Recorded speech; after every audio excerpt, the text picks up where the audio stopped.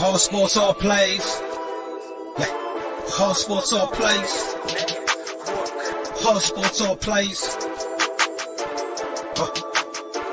365, we making up plays. You talking the game, get you to the days. We're high in the court, the dime in the lane. Variety topics, living the same. All presentation, sports information. In the airways, taking the nation. All sport, all plays, like working your faces. Grace at the field, so tie the laces. All sports, all plays. Yeah.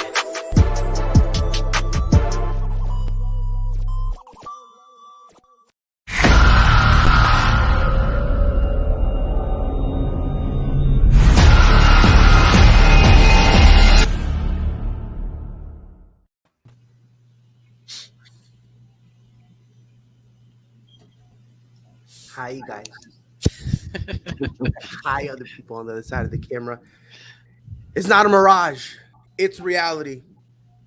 Your boy's back. Drink it in, man. I'm like Kyrie. I had one bad game, took a sabbatical, and I'm back. Join with me. It's Chris, Jay McLovin, Greg, Dustin, a.k.a. the Siri of my life, and the bandwagon trader. Sorry. The front runner. My bad. Sorry. I'm sorry. It's Freddie. How's everyone doing today? Chris, how you feeling today, bro? I'm feeling good. Got to watch a good Super Bowl game last night. It was very entertaining. It really was. Jay, how are you feeling, bro? Let me know. Are you upset that it wasn't Dallas in the Super Bowl? Listen, honestly, Pride, I got over the whole Dallas thing a long time ago. I'm still a fan. Unlike Freddie, I'm still a fan. And my application is well worn in. Freddie's is still in the lamination process because we don't know who's going to be the team next week. But I will say this. It was one hell of a game, honestly. And I will tell you this. Hey, these Bengals, they got $50 million in cap space to rebuild that O-line and come back stronger than ever. And this is not the last from this team that we're going to hear about. These guys are legit. 110%. Greg, Joe Burrow, is he the next Tom Brady, question mark? No. We all saw that last night. Joe Burrow still does not have as many rings as Patrick Mahomes and Eli Apple. Tyreek Hill is shining his ring right now, but you still don't have none. So just pointing that out. Yo, it's funny. Yo, Eli Apple, that dude is a trip. Justin, how are you doing today, my guy? I'm doing well. I'm doing very well. Straight to the point. Just gotta finally give Matthew Stafford the credit and the props that he's deserved for the last 10 years that nobody gave him credit for being in Detroit. You know what? That's a conversation we're gonna have this episode. I promise you, because I'll be honest, I think that they won that Super Bowl in spite of Matthew Stafford. Because besides the last drive. Besides, if you want to say that last drive, sure. Yeah, I'll give you that. But other than that, and Freddie, I know you're looking at me like that, but I mean, come on, let's be fair. How many times did he overthrow Van Jefferson to the point that if Van Jefferson caught it, that's an easy touchdown? Homeboy's running back to the locker room. Multiple times he overthrew. I don't know, man. Look, all I'm just saying, I said this yesterday. If somehow they try to give it to Matthew Stafford, swear to God, I was boycotting next year. Swear to God. But speaking of Freddie, the floor is yours, my guy.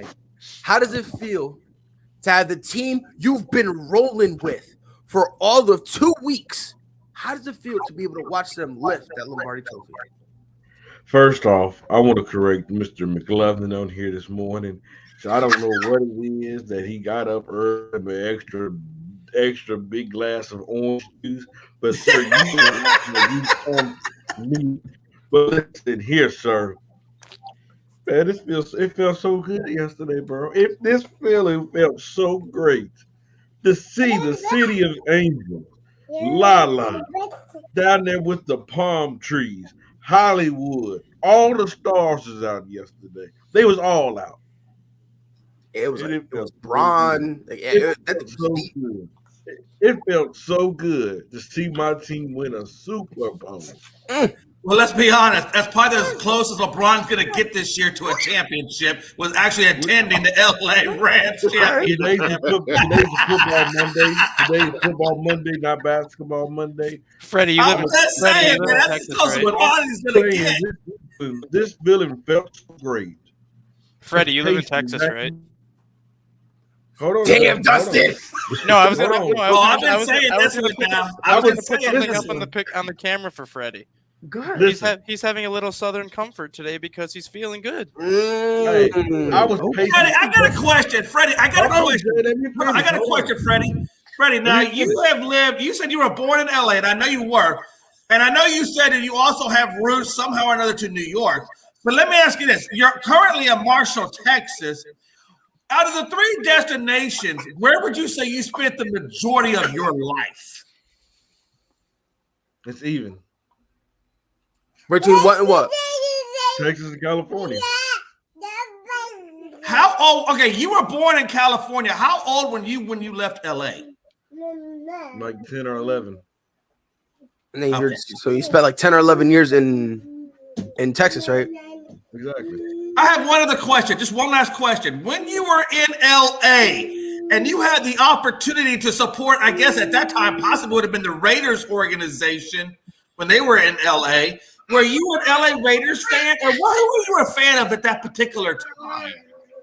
I was a Giants fan. Now, what exactly brought you to the city of New York, and how old were you when you were in the city of New York? I've never lived in New York. I've only been in New York once in my life. And for some odd reason, I liked Eli Manning. So you were a visitor of New York, like the many of us who have traveled to the city of New York before, but you have no real ties to the city of New York. But yet you had ties to the LA Raiders, and you never once even picked up the idea of becoming an LA Raiders fan. So how loyal are you really to the LA Foundation? First of all, The Jay, city of let me angels. Let me That correct you're so you. privileged. Let me correct you. I was never a fan of the Raiders. Don't like the Raiders. Never have. But you're a fan of the Two. city. You're a fan of LA.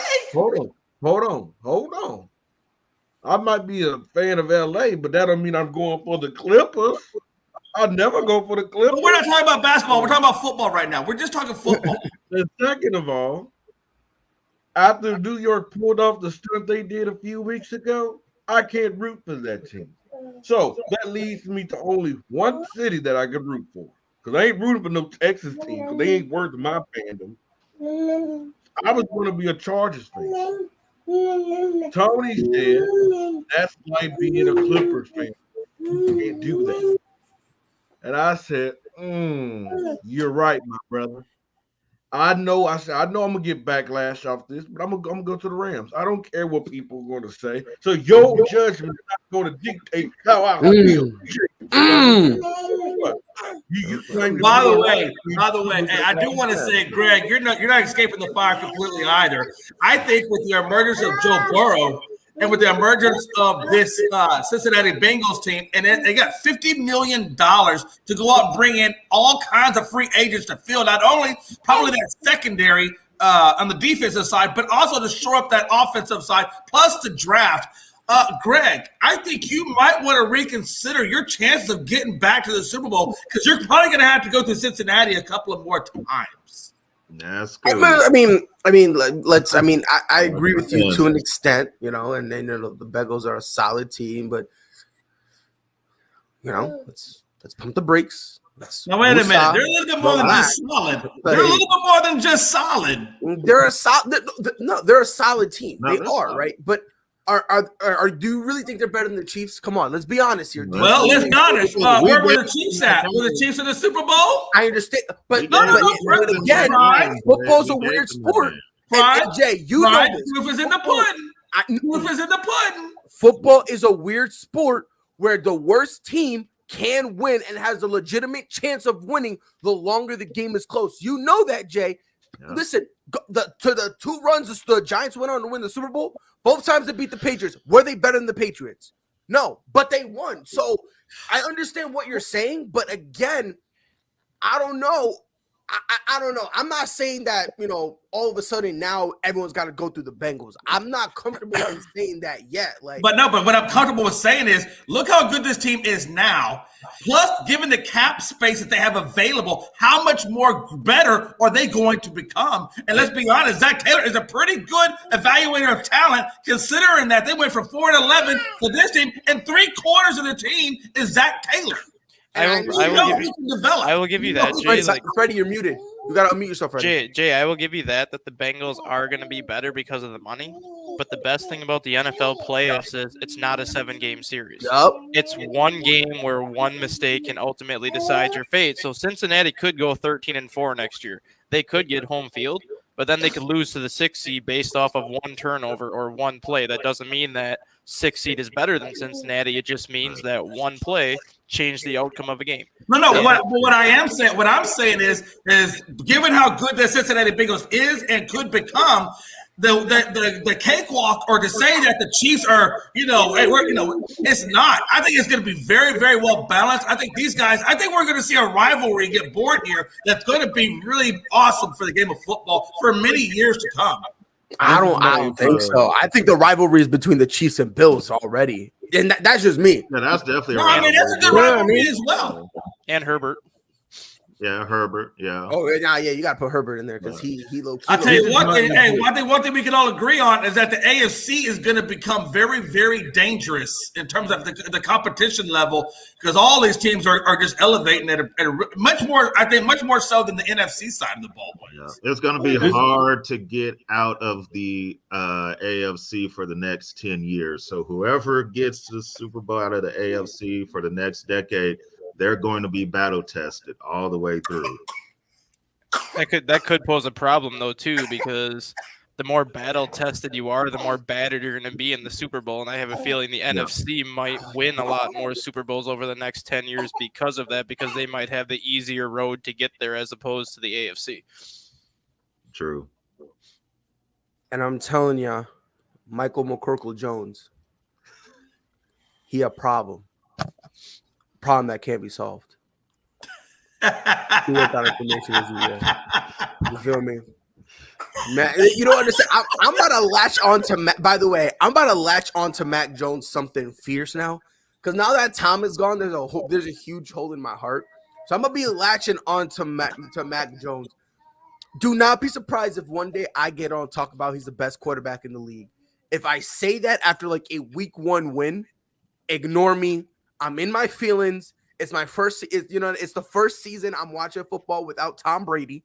Okay, I'm gonna be in my feelings. So if I come out and say it, just do not listen to me. Do not take it serious. Just nod your heads and just go right by what I said. I just want to throw that out there because if it happens, I'm leaving last night game because I'm so excited. We're gonna talk about it, Freddie. We're gonna talk about it, and obviously, since you're the one who wants to start it off, let me post something to you. The Rams have won, right? It's been what? It's been a few years now that they've been chasing it and they've been doing this whole all-in thing, right? Finally got it. Here's the question I pose to you, Freddie. With the cap space restrictions that they're going to have, do you think they should run it back next year? Or do you believe that, look, they got the ring, it is what it is, we should start trying to move pieces to start looking towards the future? No, this is LA. We're gonna run it back because we know what's on the line right now. We have a quarterback in Matthew Stafford. It's not a sprung chicken. He's not in his 20s. He's like 34. So it's all about win mode now. Hey, Aaron Donald. I hear the little swirls of rumors talking about baby retirement. Hey man, hey Big Daddy Donald. We trying to go back, and we trying to go back to back. Only way we going back to back is if you on that D line. If you on that D line, Frankie, Hutch, I don't care what you're saying. That's the only way we going back to back. We need you. Hey man, listen. They let's not forget, OBJ is a big loss. Okay. You don't even know how healthy he's going to come back next year, or what he's even going to be able to produce next year. Because that ACL twice torn, he's going to be out. I'm saying, brother, that is not an easy injury to come back for and think you can reclaim what you once were. Yeah, he's going to be out till at least November.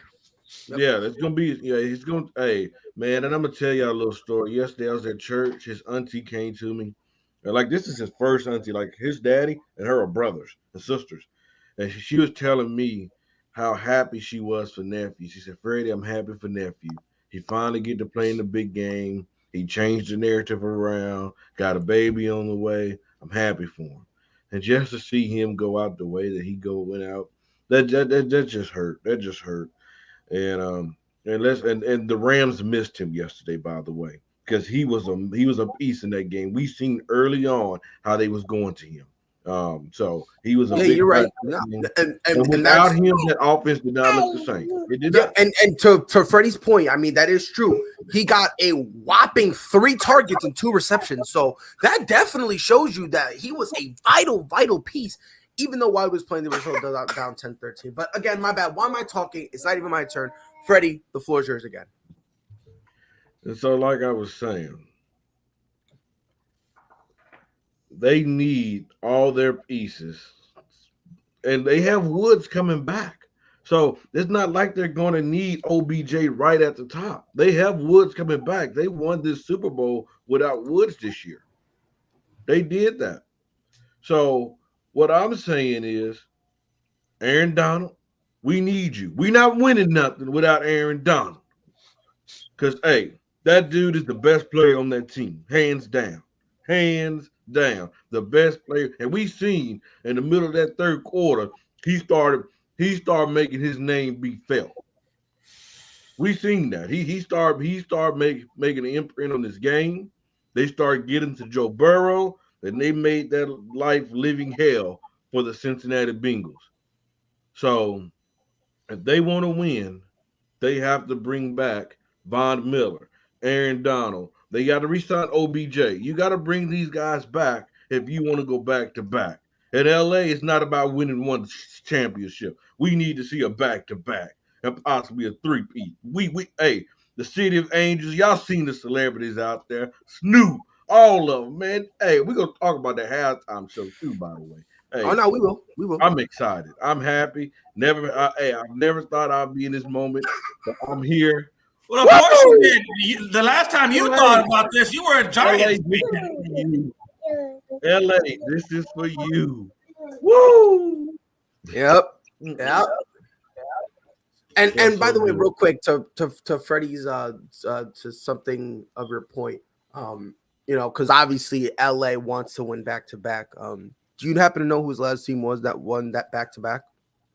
New England Patriots. Oh my God! Who? Say that one more time. The New England Patriots. Yo, and listen, in 40 years, I'm gonna be the equivalent of a Dallas Cowboys fan. In 4 years, if we don't win, I'm gonna be talking about Tom Brady, what he did for us before. I swear to God, I can just see it now. I'm transforming into Jay McLovin. In like a month, I'm gonna have a big beard. I'm gonna go buy his hat. I'm gonna start wearing glasses. I'm just gonna be Jay McLovin with a tan, bro. Because I already see it. I'm reaching too much in the past, and now I'm starting to get scared. Hey, that's where it starts too, man. Unfortunately, that's where it starts, and I'm still trying to get back to the glory days. Freddie, you wouldn't know that kind of pain yet because you literally, you know what? And let's be honest, you can't really claim this year. You can't be half the year or 3/4 of the year Giants and only 25% of the year. Yeah, be modest. He didn't have 25%. I was about to say. I was about to say I look maybe 10. Though that wasn't 25%. Bro. He had about he hit a whopping 7.5%. It was literally Freddie, you look, Freddie. Listen, if you want to be a Rams for all the playoff games, be a Rams fan. No. If Freddie wants to be a Rams fan, that's for the Pro Bowl. He was there for the Rams fan. But for the love of God, if you want to have any kind of validity, any kind of credibility as a Rams fan, you got to go through a little bit of pain before you can get the jump. You got to sit this one out. You can't accept this. Everybody can't go 27 years of being irrelevant, sir. I'm taking this feeling. It feels too damn good to win a damn championship. You know what, guys? Time out. I understand it. Let me explain. Oh, here comes he has been a New York Giants fan for a very long time. The pain hasn't left. He did see Daniel Jones fall at the 5. I mean, granted, he has had it's been a painful season for him for the past few years. I mean, listen, hold on, wait 1 second, Jay. Hold on now, Jay. Hold on, Jay. I'm a little confused. Listen, I'm sorry. I'm trying to stay on this narrative and try to understand Freddie. I'm personally trying to understand Freddie because I don't get it. He's a Giants fan when they're whatever they're doing, but then when they're not doing well, he then jumps over to the Packers, and we know he has said the word "us" and "we" with Packers. And I'm just trying to understand. I feel like the Packers, because the Rams are now the new Spreadstead and head job because the Packers weren't good enough to be the Rams. So I don't know, Freddie. I don't know. I'm confused. It's no longer. Yeah, 3 teams. Hold on, let me the Giants, after they did what they did, I can't support them. Yeah, that was Green Bay. Hey, I'm not going for them. You know why? Let's say you said we in the word us. You are very much an adamant part of Green Bay. Matter of fact, I have letters that you have applied to Dustin to change your address to the city of Green Bay through Wisconsin because Dustin was your sponsor. They said Dustin was your sponsor to live in the state of Wisconsin. So I believe that what Dustin told me about you is correct, and that you have an application to move to Wisconsin. And up until the fact that New York Giants did what they did, then you decided very conveniently to go to LA Rams, and you left Green Bay in your status application. Listen here, Jay McLovin. Listen here. Even though you want to be relevant for 27 years, you ain't coming at me. But listen here. I'm going to say this, Matt, yesterday, that made Matthew Stafford better than Aaron Rodgers. Matthew Stafford is better than Aaron Rodgers. We have seen Matthew Stafford come in bigger moments than Aaron Rodgers in the last 10 years just because of this year. You're out of your mind. Aaron I gotta stop you there. I gotta stop you there. Listen, I have an honest question. I have a real quick. I have an honest question for the panel. I want to go around the circle. Is he a Hall of Famer? And secondary to that, is he a first ballot now? First ballot, no. Mike, you go first. Go ahead. Hey, if Calvin Johnson's a first ballot Hall of Famer without a ring, Matthew Stafford is with one. I like that take. Smoking. And I'm gonna tell you why. It has nothing to do with the ring. Let Greg hit it. Let's go in a circle. Let's just go in a circle. Stafford is a Hall of Famer, but maybe not first ballot. Okay. But he is a Hall of Famer, yes. Mr. Stat?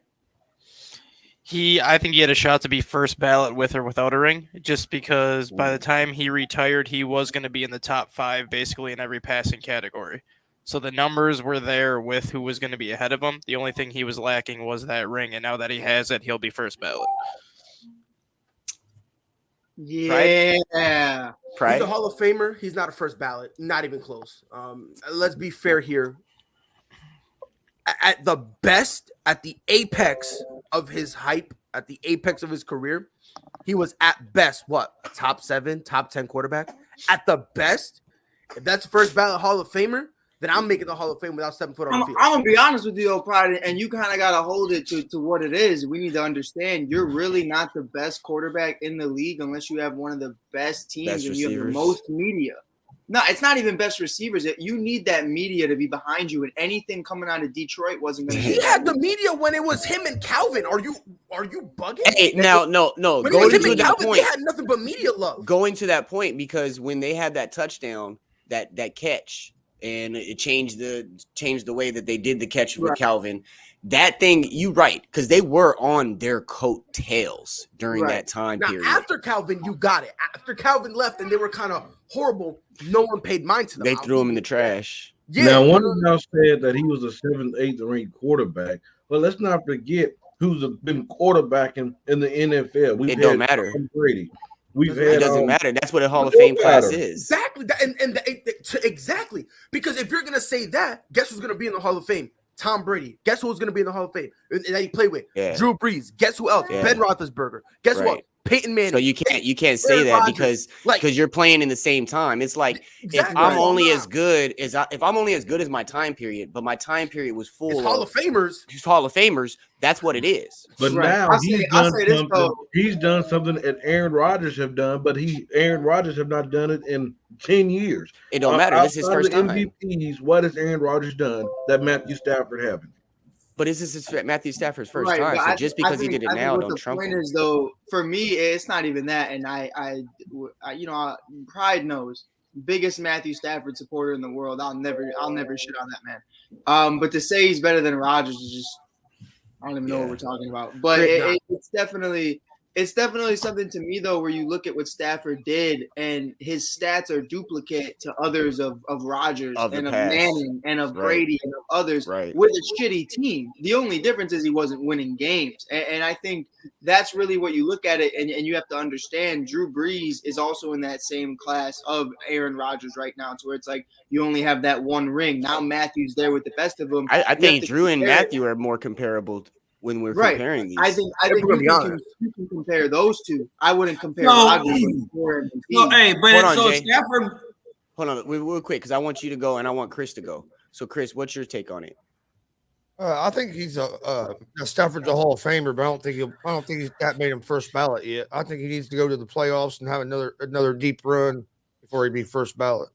I'll be honest. But matter of fact, I'm gonna let everyone go. Then I'm gonna say one more. Jay. No, I was just gonna say, Stafford. Let's be honest. If to Freddie's point, they keep this team together, and if somehow Odell Beckham is able to come back at a good level, and of course you get Woods back as well, that's a lot of weapons right there. And if Stafford does go and repeat and actually does do a back-to-back, I think at that point you have to say that Stafford would be better than Rodgers. I don't know how you can deny that. I mean, easily, because he's not. But I don't know. I mean, hey, you say he's not, but at the same time, the knock on Aaron Rodgers is the same knock that was on him. He can't get past the regular season. Which in the playoffs? And every once in a while, the sun will shine on the dog's ass every once in a while, and it shine on his butt, and he got it. Okay, and I'm with you. And he can't get past the first damn. And I'm with you. Listen, get past the 49ers. I'm with you. I get it. I'm with you. If you get it, I understand that. Jay. Breathe, Jay. Yeah, I get it. I get what you're saying with the whole knock on Aaron Rodgers being, him and not being able to be that guy in the playoffs. I understand, and that is a knock on him. And I'm not gonna try to be nice about it, whatnot. However, stop pretending like Matthew Stafford tore it up. Right. We need to stop. We need to stop pretending that. Exactly. We need to stop pushing that fake narrative, because the first game he was at best a game manager. He was basically playing like Jimmy Garoppolo. He was scared. He was getting rid of the butterflies. That was his first time. He was getting rid of the butterflies. You got to give him that. He played great last night either. Thank you. That's my point. He looked great against the Buccaneers, which I'm not going to take from him. And everybody can say that they've had a bad defensive run this year in the playoffs. Exactly. And here's it leading to the end of the season period. Right. And listen, and I'm gonna tell you these numbers. Let me know if these are good numbers. 22 for 33, 263 yards, and a touchdown. Are those good numbers? Yeah, those are good. They're not great. Right? Okay. Now let me ask you. 26 for 40, 283 yards, 3 touchdowns, 2 interceptions. Are those? I'm gonna say this though, and I don't hold it. You know what it is. And if you were watching the Touchdown Crew, I was the only one that had the money line on Jesse Bates winning Super Bowl MVP. When I saw that interception, I was texting Coach and Charles and Randy and everybody. I was shitting on everybody. But it comes down to it though. I'm going to say Stafford had one bad interception. That other one was just a chalk it up ball at dead time, third, fourth down. It doesn't really, it is what it is. He chalked it up, and that it was a 50-50 ball, and that's what it is. Now, the second one was awful, Pride. The second one was bad, but we're not going to sit here and act like See, that's crazy. See, that's wild to me. The that second one that he threw in the end zone, the one you're talking about when Jesse Bates picked him off? That was a terrible throw. That was by far the dumbest throw I've ever seen a quarterback do ever. Because you had I think it was Van Jefferson wide open for the first down. That if you throw, he gets the first down and even potentially a touchdown. For sure. But the second interception hit his receiver in the hand. That second one, that was not on Stafford. I think it was a little bit of a bad ball, but it still was. No, perfect. that was catchable. Bring it in. Coop catches that 9 times out of 10. I think Coop. And Van Jefferson is that number one, the running game was non-existent for LA. The running game was non-existent for LA, so they became a one-dimensional team. Not only become a one-dimensional team, but then you lose Odell Beckham Jr. and he's got basically a one receiver and a tight end.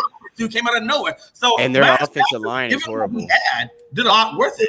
And I want to add this to Matthew Stafford. You know, Pride, you want to bring up numbers, but let's bring up the moments. We've seen moments in this playoff run. Let's not act like he went on a late game drive against Tom Brady and beat Tom Brady. But again, that's where you're messing up, Freddie. That's where you're messing up. Because I said that, hold on, that Buccaneers game, it was great. The whole time. Now, hold on. But now, we're not going to sit there and act like yesterday that Matthew Stafford in the he was last horrible. Game, that he did not.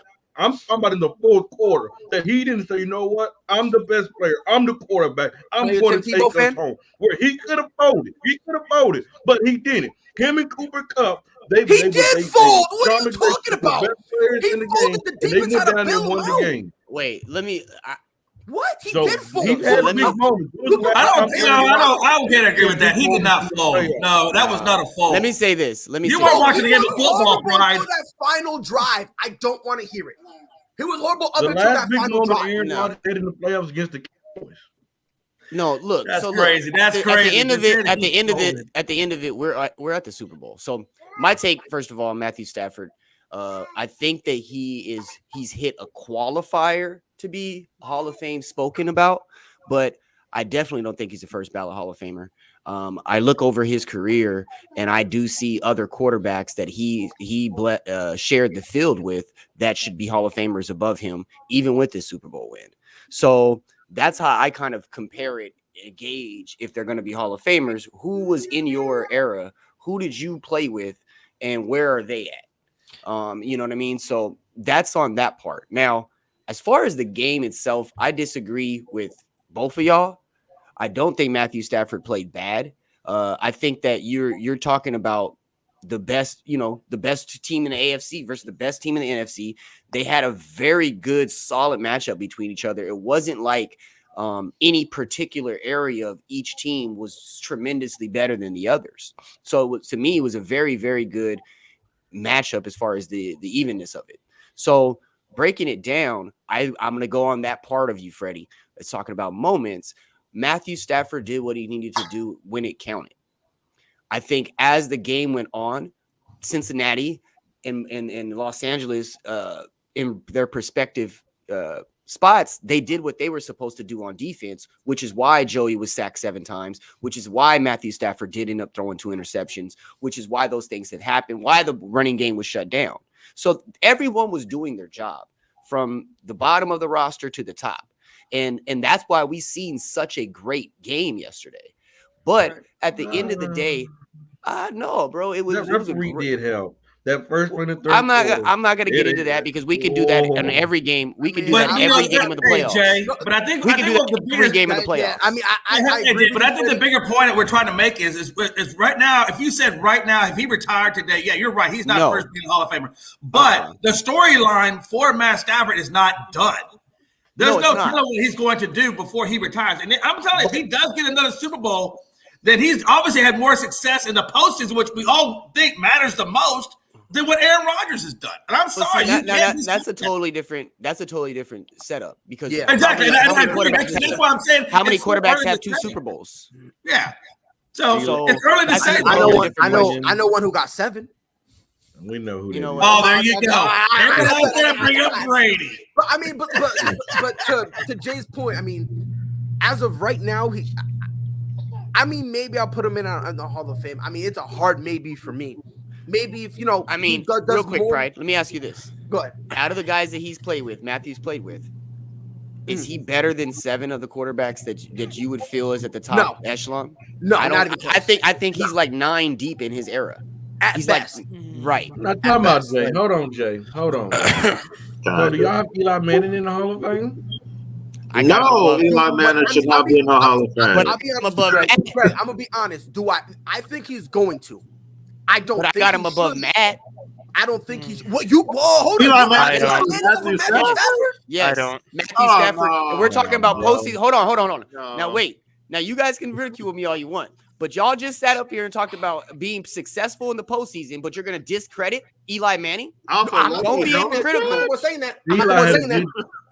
Eli had a good defense, had a lucky catch at the I don't helmet. want to hear that. Lucky LA had a come on great now. defense. LA had a great Freddie defense really and multiple changed it. wide Whoa. receivers. Yo, Freddie deadass turned his back on the Giants. All of a sudden, Yeah, it was he did, because you know what? Hey, if he's been a Giants fan, he'd have been all over that one like white on rice paper. He'd have been like, Now, that come man on, is now, a we're not gonna sit here and say bad that man. Eli Manning. That'd have been Freddie. was Bad better than man. I think Matthew this is Stafford. why We're not I gonna think do that, Eli bro. Manning will make the Super Bowl or the Hall of He Fame. beat the undefeated Patriots. Yeah, that's why. That's why. If that year the Patriots had lost one game, nobody would care. How It's many the L's fact- has Brady taken in the Super Bowl? You said what? How many L's have Brady taken in the Super Bowl? 3. Three, Three of them. 4? 3? Oh, it's 3. Okay. And who are the quarterbacks that beat him? So, Nick Foles, it was Eli Manning. Nick Foles, Eli Manning was Nick Foles one and of them, Eli and then Manning. Nick Foles. Yeah, Nick All Foles right, beat was them. on So now if we're talking about the greatest quarterback of all time, Nick Foles. and shut up, Mike. Hold on, no, he lost one more. Hold on, no, We're hold talking on, about hold on, Brian. Wait, because it doesn't matter. Listen to what I'm getting at. We're talking about the greatest quarterback of all time. Nick Foles. He's only been beat by 3 people. I mean, he's only been beat 3 times, and one person beat him twice. And you gonna tell me that dude don't belong in this conversation to be in the Hall of Fame? That's crazy. No, but again, but Jay, this is my point. But this is my point. I understand he beat Thomas Edward Patrick Brady Jr. twice in the Super Bowl. I get that 110%. Now, if you pan over his career, he's a 500 ball player. Don't do that, That's it. Matthew Stafford. Don't do that.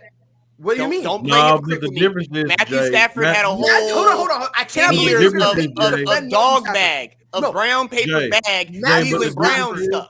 Hold on. The difference Matthew is Stafford. Matthew by Stafford got far- the numbers to back him. Eli don't. And he got the numbers, and it's not even now. First ballot, no, but he's got the numbers to back it up. He is head, shoulders, knees and toes above Eli Manning. He needs to at add some Eli's hair. prime, at He his needs to peak. add some hair just to get a little bit extra because he's still got a little bit of height to go. Listen, at the end of the day, you cannot tell me that 10 years of trash, and no disrespect to Matthew Stafford, but Detroit was trash. So you cannot tell me 10 Detroit years of was, not trash. him. Hold on. That's what I just said. I think Detroit definitely, yeah. I Could think you that's imagine? James. Hey, where would Tom Brady be if he was in Detroit? Nowhere. Freaking here. Detroit. Still In here. the same Still conversation. here. Still In the here. same conversation. I don't think so. I don't know. I don't think Still so. here. Not in Detroit. I'm Not in Detroit. You gotta remember now, Barry Oh. Sanders, the best running back ever to play the game, was in Detroit, and they still. And he where was they still playing? putting. Listen, Where were they at, Pride? Where were they at? No. Listen. Maybe you misunderstood me. I meant the same conversation as he wouldn't be the top quarterback. We'd be talking about him like we talking about Matt Stafford. No, Exactly. No, we wouldn't. So I'm with you, JJ. I'm with and you. agree and understand what I'm saying about this. 10 years of trash by Detroit, and I'm not talking about Matthew Stafford personally. I'm talking about the Detroit Lions and that football team and the players that made up that football team. And Matthew Stafford was a part of that. So you cannot sit up here and tell me after 10 years of trash, he comes and gets a Super Bowl and he's automatically a shoo-in for the Hall of Fame. That's crazy. We got Over Eli Manning. Phillip that Rivers. guy- Hold on. I think Phillip what he was Rivers. able to do, but I think what he was able to do in the city of Detroit, you can't overlook either because I'm not he did denying build that. Megatron. Jay. He I'm did not build denying that. Megatron, and he did build Cooper Cup. I'm not Jay. denying, but you got Phillip Rivers. You Jay. got people like that. Jay, that's kind of what I was gonna say too. You said like you wanted to put Phillip Matthew Rivers. Stafford up with the quarterbacks that like he's played with like through his generation. Do you consider Ben Roethlisberger first ballot Hall of Fame? Yes, I Okay. actually do. Do you consider Eli Manning first ballot? No. Nope. Do you consider Phillip Rivers first ballot? No. Nope. In 3 years, Matthew Stafford's going to have more touchdown passes than all 3 of them. But the only one that I consider a first ballot is Ben, is that's because of Okay. the way that he came in and the I'll way give that you- he yeah, I'll won give you that. his Super Bowl his rookie year. I mean, I'll that give was you- he I don't solidified his consider spot. being a first But if ballot but Hall if of Famer. Stafford passes like Rivers and all these people that he's played with, he's going to be in the top 5 in passing yards, top 5 in touchdown Of all passes, time. and he's got that Super Bowl ring. If you look And- at and- if you look at the people ahead of him, they're all first ballot Hall of Famers, regardless if they have one ring or more than one. So if he gets into that top 5 category, he's going to be a first ballot Hall of Famer because the 4 people ahead of him are first ballot Hall of Famers. Hold on, real quick. Yeah, thank you, Pride. First of all, David, I was not disrespecting Matt. I said that beforehand. It was not about Matt personally. It's the Detroit Lions. They were the thing. And Frankie, to your thing, Tom Brady and Megatron would have been This is what I'm saying. I'll be honest with you. I think if Tom was in, I'll say this and I'll get you, Freddie. I'll bring you in here. If Tom Brady was in Detroit, Megatron doesn't leave. Oh no, I believe they stayed. And just imagine with Tom Brady in Megatron, you have a solid 1-2. I think that changes everything. And not even just, I don't even think Tom. I think even if you put Peyton Manning there, if you put Aaron Rodgers, if you put a Phillip, even I would have gave him Phillip. I'm not a Phillip Rivers fan, so I'm not a Phillip Rivers fan, but Phillip Rivers is a great quarterback. Period. I'm gonna be over here in my corner. I ain't gonna say nothing now because last time I said something about Phillip Rivers, I almost got canceled. So I'm gonna go over there. I just say though, I hear your point and I like it. I definitely agree with you. But I think here's what I'm gonna say onto that, and it's just me being completely real. Oh, you gotta flip that bull logo back to the front. I got you, bro. But here's the thing, though. Here's the problem for me, Pride, and here's maybe where you can relate to it and understand where I'm coming from. I'm not saying Tom wouldn't have been a better fit for Calvin. I'm just saying it would have been a very different Tom in a sense of his health, because Calvin didn't leave because Matthew wasn't competent. Calvin left because Calvin was banged up and Matthew was banged up. Now you're looking at it from that perspective. Let's see how Tom Brady would be able to phase that kind of offensive line for 10 plus years with no 12 sacks in a game and stuff. Well, but here's the thing: 12 sacks in a game on the regular, bro. And I understand what you're saying. And I get it, but where I kind of push back is every organization, when they have some type of success, they then adjust accordingly, right? Like because they didn't adjust for Barry Sanders, they didn't adjust for Megatron, they didn't adjust for Matthew Stafford. Who is Detroit ever really done with or benefited? I'm gonna ask you a question. No, they didn't adjust for Jim Caldwell either. They fired him with a winning record. And hold on, and let me explain. This is the wrong franchise to defend. No. Let me ask you guys a question. In their respective positions, is Calvin Johnson a better wide receiver than Tom Brady is a quarterback? Let me spoil it for you. No, not even close. Knock it off. Knock it off. Are we talking about physical gifts? Are we talking about physical gifts? However, I will tell you right now, Barry Sanders could bury Tom Brady physically. His physical gifts were amazing. It was stupid how good he was with that offensive line. And guess what? Real quick, I can probably lift more than Nate. I gotta talk to Jay. But then ask him about some random facts that happened before he was born, and the kid will spit it out so fast, and I'm still looking for the page of where he found it. I love Nate. Listen, y'all. I want Jay to go back McLovin. to Wait, Freddie, real quick. Jay McLovin. I just want to say thank you. Every morning, bro. Every morning, Jay McLovin knocks the hangover out of me just by his composure and his yelling. Jay, just give me like 5 more minutes, though, my brother, because you're killing me right now. Killing me. And that's because you're a lightweight, Mike. You don't know what a real drinker is yet. You're just a lightweight right now. He don't even drink. He's talking about his sleep hangover. It's a sleep hangover. He don't even drink. Hey, hold on. That's what I know. Is there a sleep hangover? I don't know. Freddie, go ahead, get in here, Freddie, because you've been waiting for a while. Go ahead, Freddie. To say Phillip Rivers is a Hall of Famer over Matthew Stafford, that's just blasphemy. No, he didn't say that. He didn't say that. That's not what I said. No, Freddie, he didn't say that. Hold on. I didn't say that. Big Ben is over him.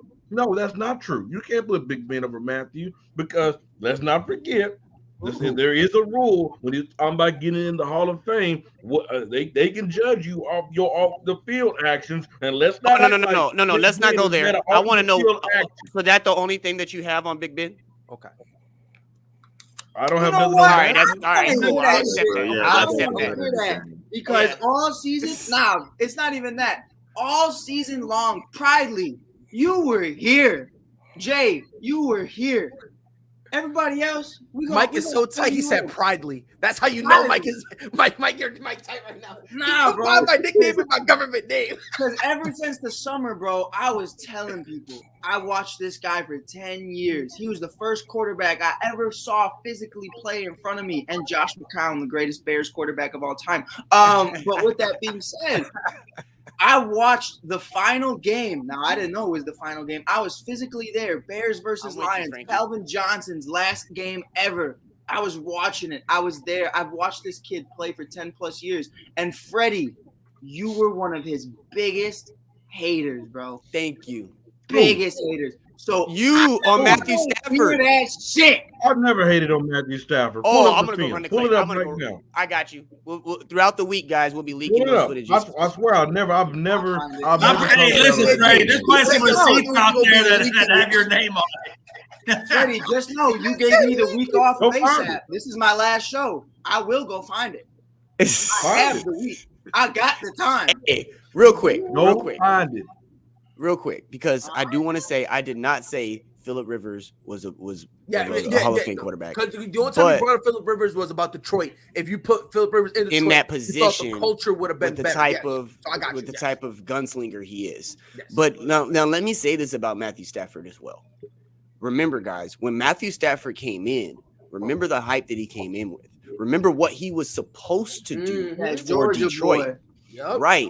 And he had injuries. He had things that kind of slowed down that momentum that he was building with Calvin. Remember, they thought his shoulder was gone. They thought his shoulder was done.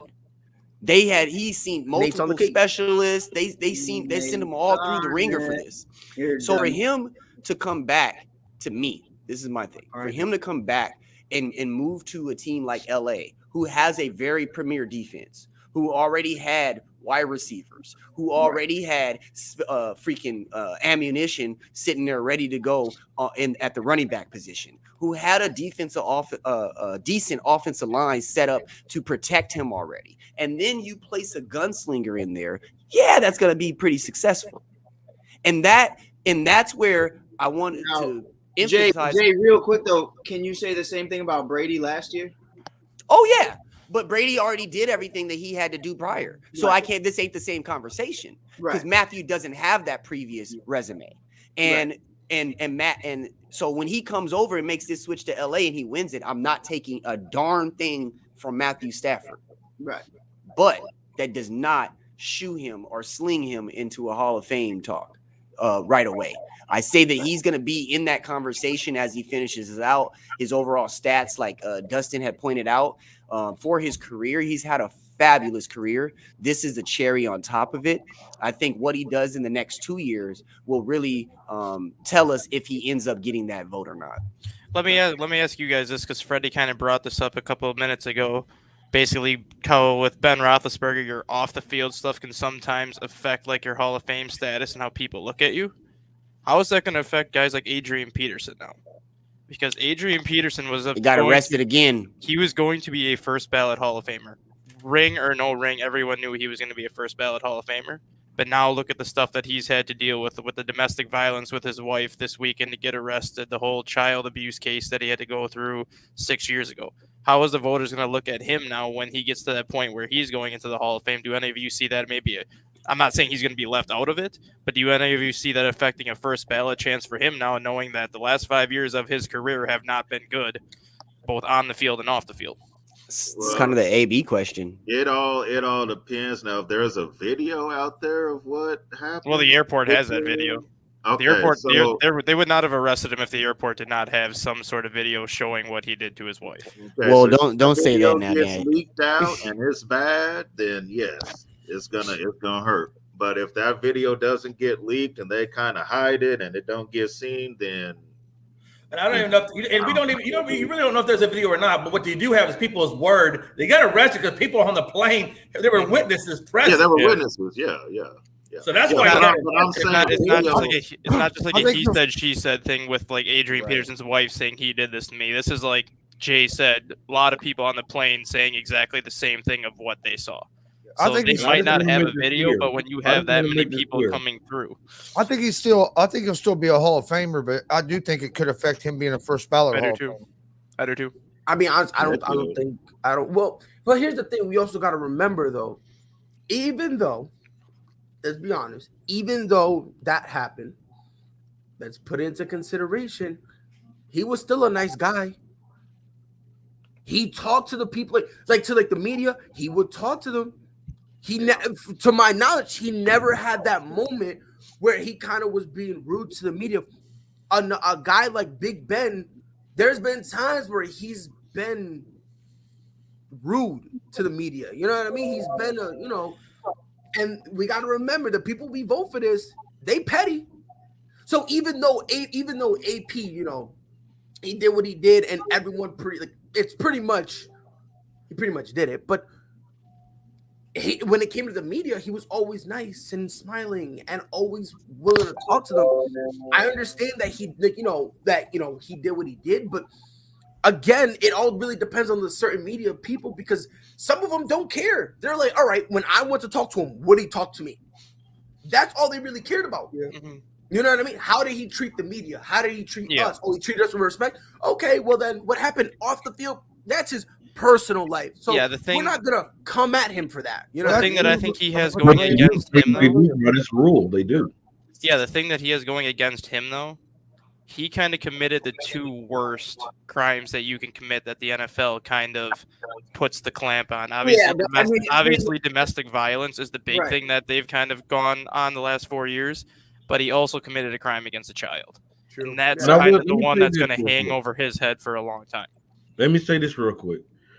When I brought that up about Big Ben, I don't agree with the rule, because I believe if you do this on the football field, you put up these numbers, you win this, that's how they should judge you. Yeah, they should. I agree. They should judge you off the field stuff. I don't think they should. It's not like you winning a humanitarian award.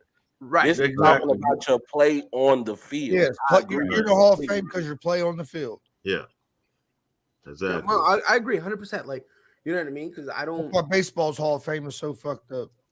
Bro, it's a joke at this point. But see, that's what happens when you leave stuff up to human error. What's up, by the way, guys? You know, Rob. I said, hey, Rob. No, I'm saying video, but what I'm saying, guys, is video is very powerful. Oh no, it is. When Ray Rice video came out, the NFL shut all that down. Even I was shocked. I was looking like, wow, what did she do? And before that video came out, you wouldn't hear it near as much about that. And once that video came out, it just exploded. Yeah. But see, that goes to the human, to the activist things that's been going on. You heard about cops and everything in the media for so long, but to actually see a Rodney King video or to see a George Floyd video, it's a different thing when you get to put your eyes on it. Like, oh, they not lying. This is really what happens. Like, what happened? Yeah, and that's how it be, bro. That's how it be. Even though they consider this like the rule that they need to do by far, I think it's because honestly, let's be honest. The rule was introduced not so they can clean up the Hall of Fame. It's just so they have some excuse, so that way if they don't like somebody and their stats are resounding, they can just say no. Like, let's be honest. They used it to enforce politics. That's really it. Because I'll be honest with you. I'll be honest, bro. Odell is probably not going to make the Hall of Fame. Because the NFL world just hates the dude because he's living. And watch. They're going to say he's not going to make it. Why? Because a few years back, homeboy got a speeding ticket. I'm waiting for the day that they say someone can't make the Hall of Fame for a speeding ticket, bro. Randy Moss paid him with straight cash. All jokes aside, is Odell really a first ballot Hall of Fame? First ballot? No, because of how the end of his career started panning out. I do think he's definitely if he makes his known just for the catch, bro. If we're going, I mean, that's what put him on the catch.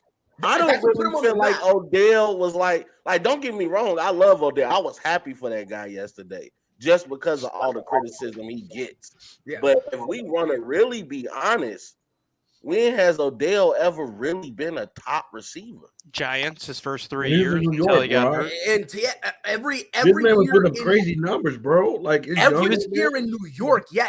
That's why he was even good in Cleveland his first couple of years until Baker Mayfield decided to get colorblind his second. Yeah, but what he did in Cleveland was not Hall of Fame material, and 3 years with the Giants isn't Hall of Fame material either. It's only 3 years. Hold on. Standalone, it's not Hall of Fame. But you do that couple it together and understand it's the same career. Yeah, that's a different story. So he still averages more than 1,000 yards. We had about Devin Hester. What happened? No, that's different. That's different. No, it's not different because Way different. I get what you were saying. Well, you were saying that because he changed positions, like at certain positions, Here's my thing, he wasn't good. But as a return man, Devin Hester was the best you were going to get. Let me explain what's going on. Basically, I said I don't think Devin Hester is a first ballot Hall of Famer. I don't. Now, do I think he's a Hall of Famer because of his return man work? Of course, no debate. However, what people don't want to talk about is how he got there. They forgot he was a corner, and he was so horrible, they switched him. He was so bad on defense, they put him on the offensive side of the ball. And he was so bad at that they put him on return man. Mm-hmm. Let's be fair. We need to take that into consideration, bro. Because if you're generational talent, guess what? You would have stepped on and you would immediately been like, oh, wait, this is what I do. I'm a return man specialist, and it is what it is. That was the Bears' fault.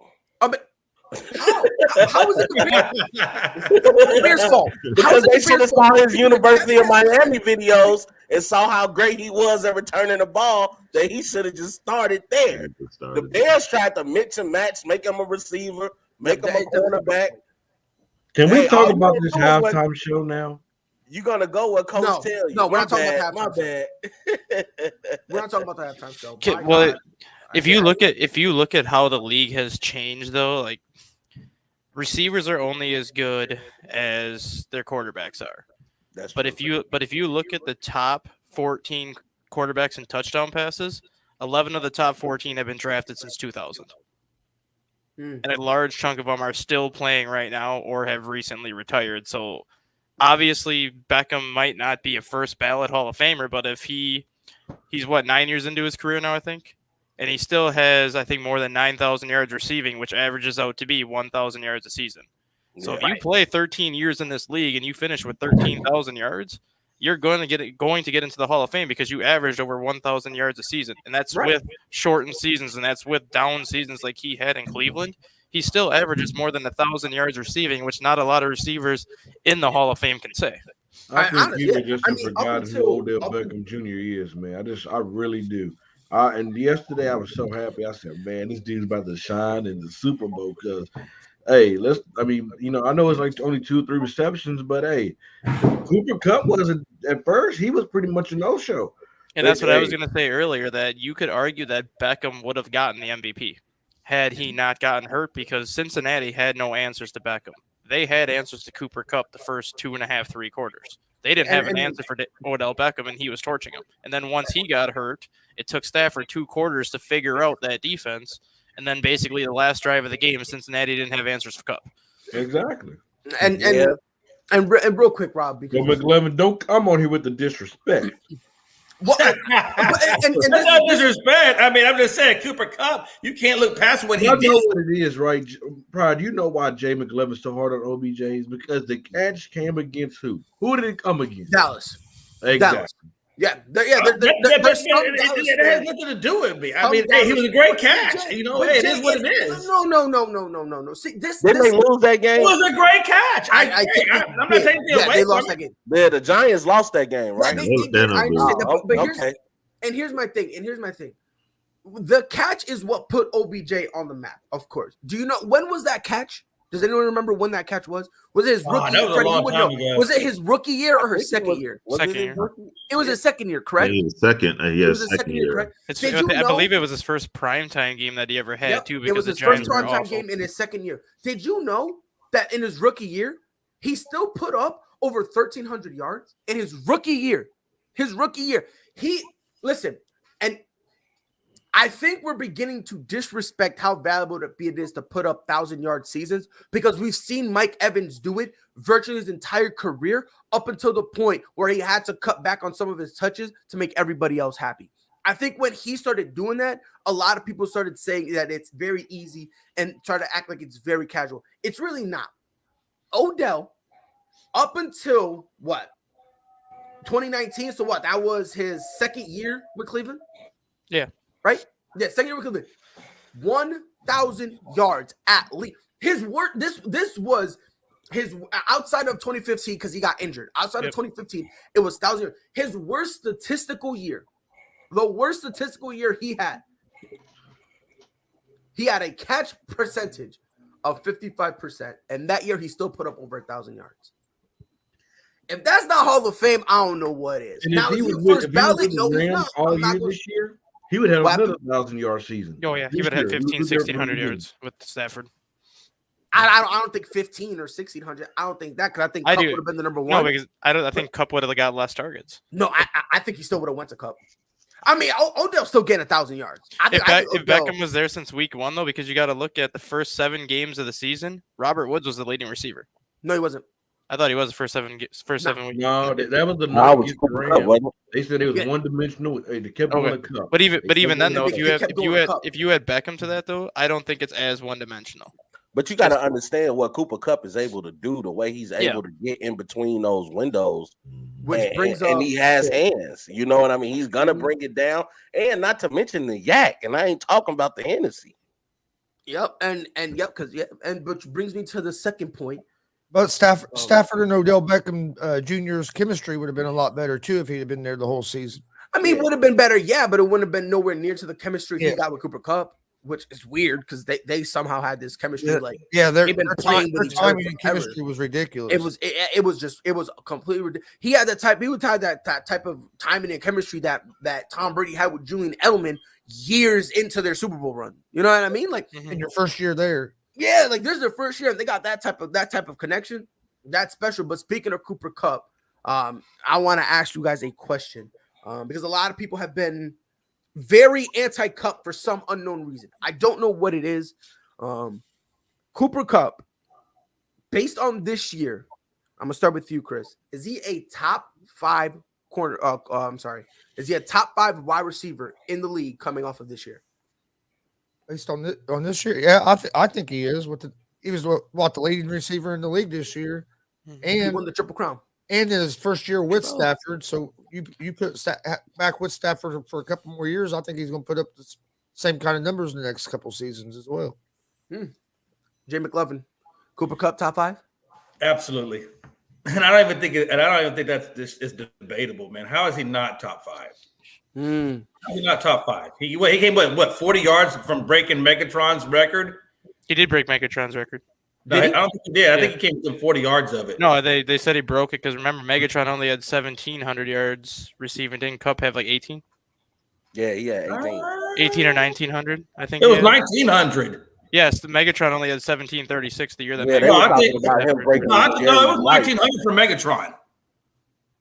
I'm gonna look that up quick because I thought. Yeah, go back and look at that stat. I looked at that stat too. It was like 1,964, I believe. Do not never argue with the stat guy. This is serious. Yeah. No, I'm not arguing with him. I remember seeing that stat. It was 1,964 for Megatron. Yep, for Megatron, and it was Megatron. Yeah, Megatron. Cooper Kupp. Yeah, Megatron beat him by 17 yards. Yeah, 17. But Megatron only had 5 touchdowns that year versus Cooper Kupp had 16. Oh, hey, I get it. Hey, I'm not trying to say that one. But yeah, Cooper Kupp is, man, the guy's just phenomenal. There's no way you can't say that he's not top 5.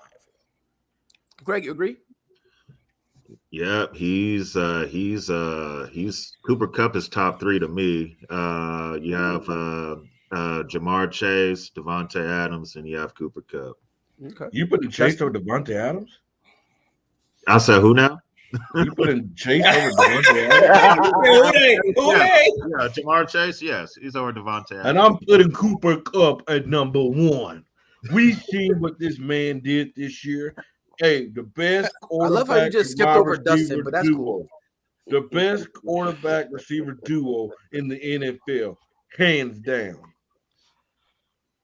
That's the I'll let you go. Dustin. I put Cooper Kupp number 2 because I still put DeAndre Hopkins number 1 just because of what Hopkins can do with the quarterbacks that he's had to work with. But the thing with Cooper Kupp, and I don't know how many of you guys actually followed him when he was at Eastern Washington, he never had a season below 1,400 yards at Eastern Washington. Yep. Freshman year, 1,691 yards receiving.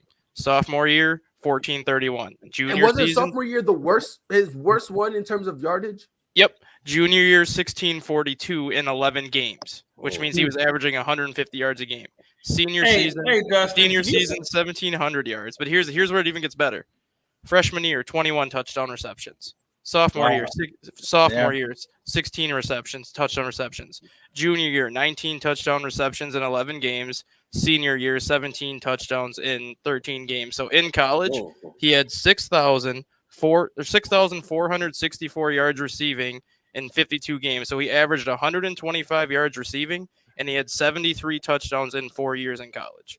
So this is the type of player that Cooper Kupp was in college. It just took him a little bit in the NFL to become that guy, because the Rams always had a number one option in front of him, and now that he's become that number one option, he's doing what he did at Eastern Washington. So this is not really a surprise if you've actually watched him play when he was in college. Hey, can you repeat those stats one more time in your AT&T voice? No.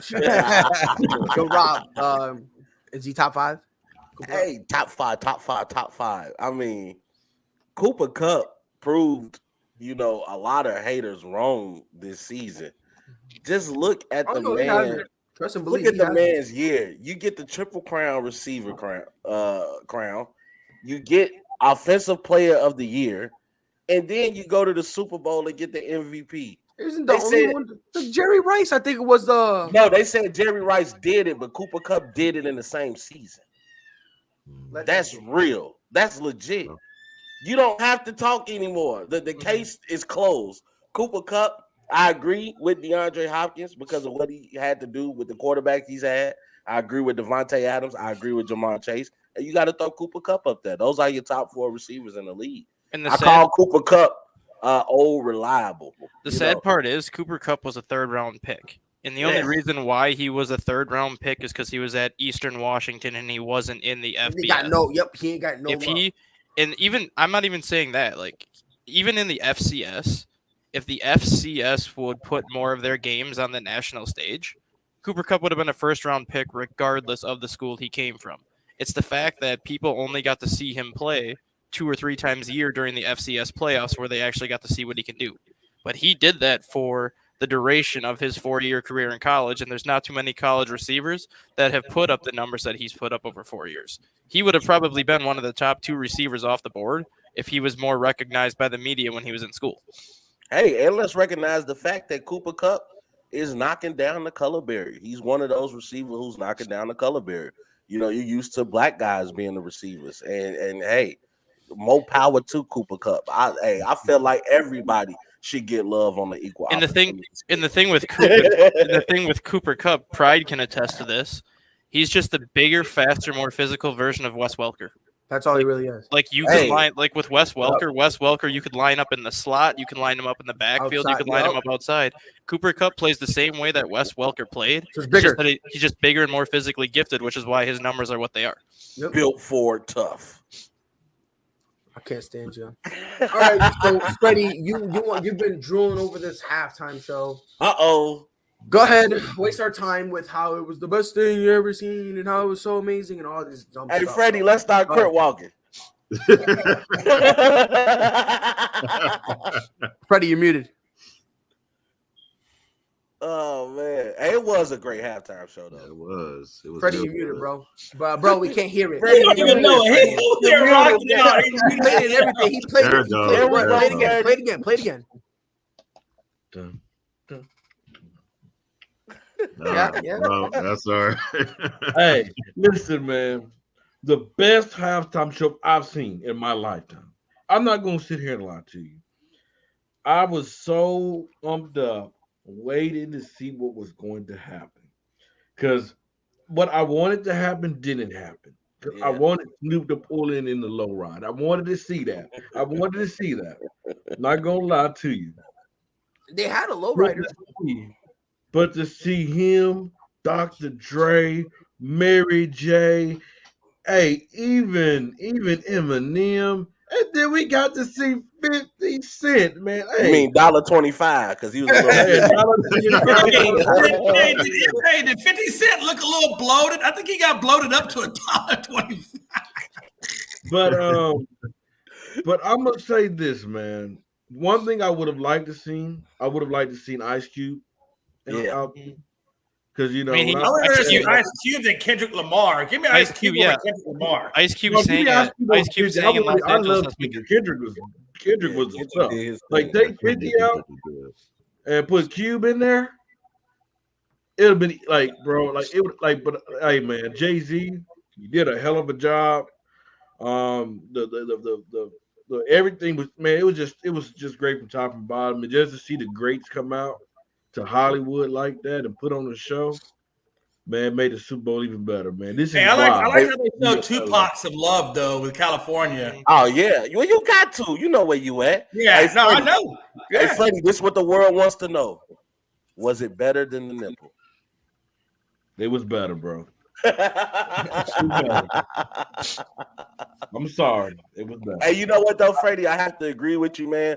And I think only, people that's old enough to really know this music really appreciated it. I mean, for a while, the West Coast was running things. You got to give them their love, with the whole East Coast, West Coast battle. So I have to agree. If Ice Cube would have came out playing It's a Good Day, it would have did it for me. You know what I'm saying? Hey Rob, hold on. Rob, you know what they were saying about the halftime show was they said if you enjoyed the halftime show and if you remember all these artists in their day, that means it's time for your prostate exam. hey, you got to catch it while it's early. I know. Hey man, hey, bro. I woke up this morning and rewatched it. Like that's how, like I would rewatch that performance again. Like it was just great. It would have been even better to see it in person. Just imagine how great it was on TV. Yeah, but I can imagine in person, man. Ooh. And shout out to Eminem. That's been my dude.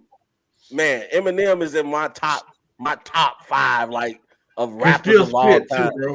Like man, Eminem is a dog. I think he played the right song. You had to do the 8 Mile thing. But yeah, it was just beautiful to see everybody and that connection that they have because Drake is really the umbrella for everybody. Aftermath. Death Row. So, it was great to see. And Mary J did her thing. Shout out to Auntie Monet. If y'all watch Power. Auntie Monet. Yeah. The queen of the boots. That woman stay with some 5 boots, don't she? Stay with boots. But yeah, that halftime show was epic. Hey, I'm surprised those boots didn't have a zipper on them. That was like it could have been pants and shoes. No, I just thought about how much money 50 Cent makes. Because as soon as I got done watching the Super Bowl, I went to go watch Power, Tommy's Force. So I'm just like, man, 50 Cent is just racking up across the board, ain't he? Yeah. Oh, but he always has. He's a great businessman. Yeah. Yes, he is. For sure. He is. Crazy. Van Jefferson had a kid. Van Jefferson had a kid after the Super Bowl. That's crazy. Oh, that's beautiful. Bro, did you not like the halftime show? Oh, dude, this is I think halftime shows are a it. waste of space. They're a waste of time. I'm not here for you. I don't care about the halftime show. I think it's a waste of time. I think it's dumb. It is a single hand reason I almost don't want to watch the Super Bowl. You know what, Brian? To God, and if you think I'm lying, you can go to my. I almost told my boss I'm willing to work a double. Swear to God. And you know what's worse than the Super Bowl? Hey, you know what was really bad though? Was the commercials. I don't know if y'all saw the Super Bowl commercials. Like the past 4 or 5 years, they have been. Yeah, the commercials haven't been good for a while. Yeah, I used to love watching the Super Bowl commercials. Now it's like, damn. Before because no one's going to pay $2 million for a 30-second snap. No one cares anymore. Yeah, because now they can do ad revenue everywhere else, so they don't care. You said what, Freddie? That LeBron commercial was real dope. Yeah. Oh yeah, the one when it was him and his little him. Yeah, I mean there were a couple good. I mean, but that's how it is. Like the past 4 or 5 years. Well, we've seen that before. Michael Jordan did it first. Yeah, back in the day, a bunch of yeah, he did. He did. That's fine. And he did Space Jam first. His Space Jam's still not better than Bronze. So out of here. You want to keep going? No, the original Space Jam is way better than Bronze. I'm just playing. You want to keep going? No, Rob, you started it. My first day back, you started it. Bron had the second career, right? He came after MJ.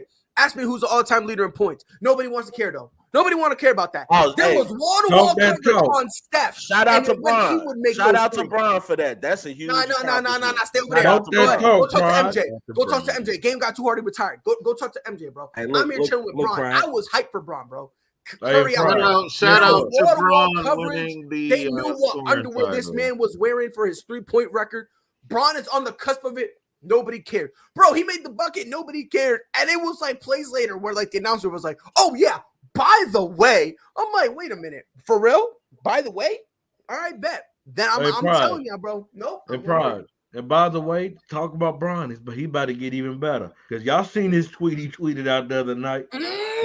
Listen, when Bron tweets, and by the way, I'm still being consistent. Lakers ain't winning. But when Bron does those tweets, when he does washed, it's over for these suckers.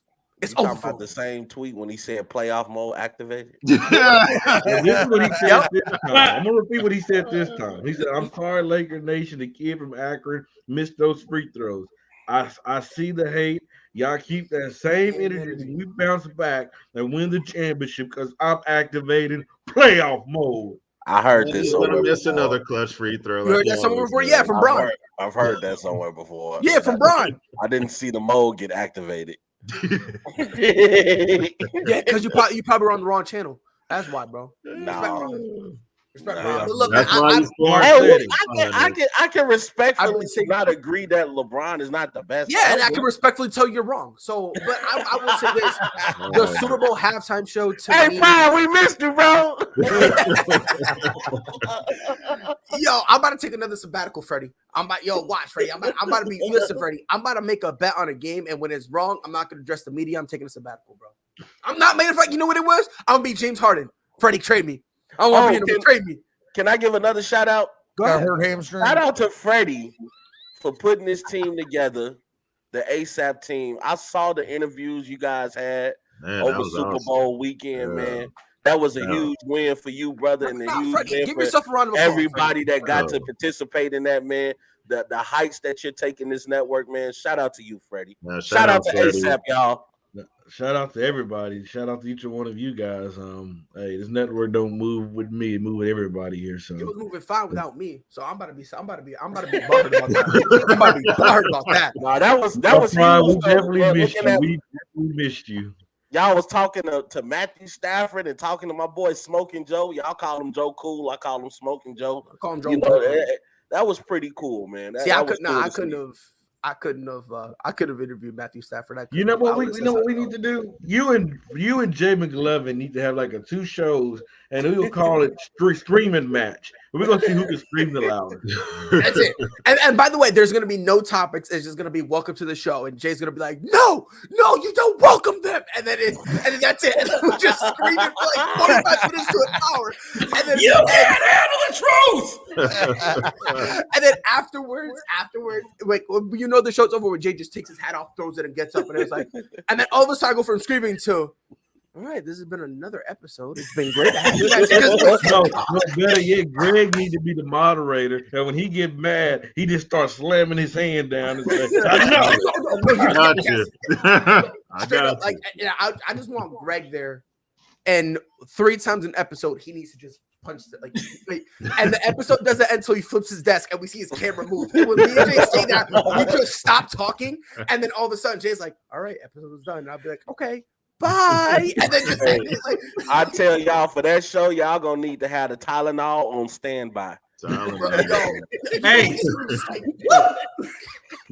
Hey, listen, I done got 2 monster drinks, one in the left hand, one in the right hand. Let's go. Yo, hold on. When I just did that, I felt mad weird. I felt like Charles Barkley. Did y'all ever see that?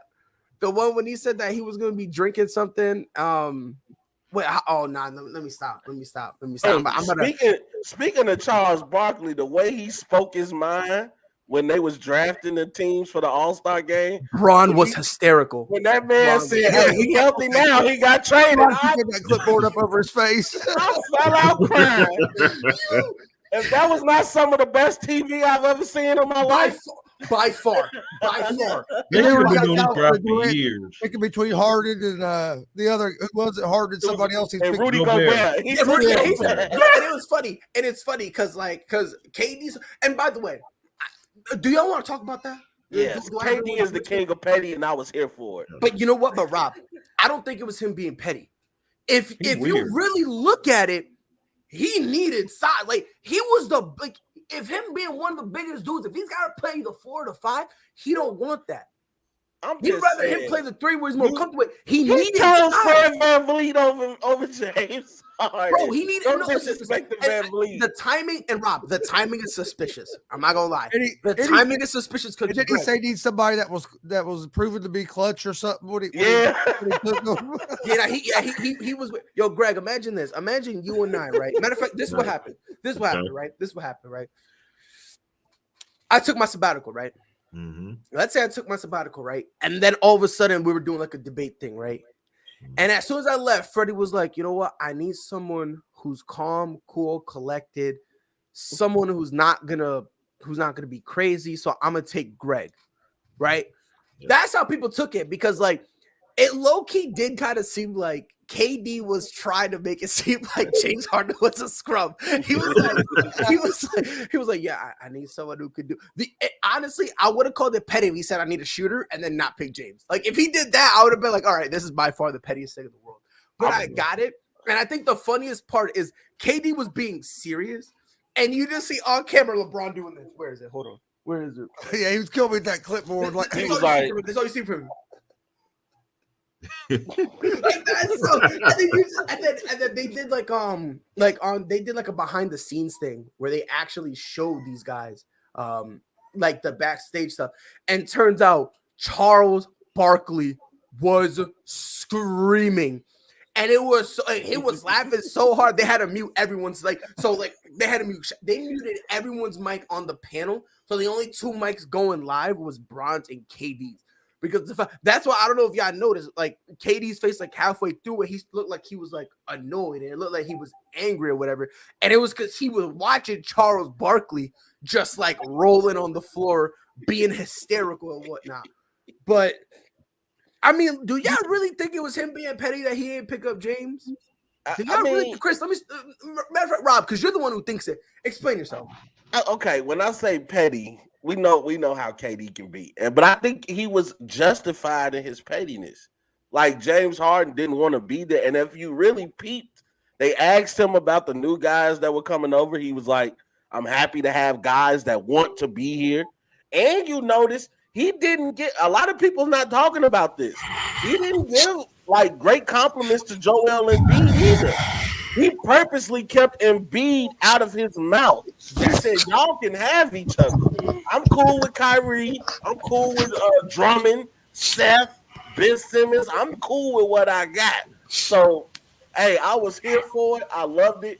And I'm not mad at KD. Hey, you don't want to be on my team in real life. You can't be on my all-star team either. Well, you know what? That's fine. You can say all you want, Rob, but it's KD's fault. This team is falling apart.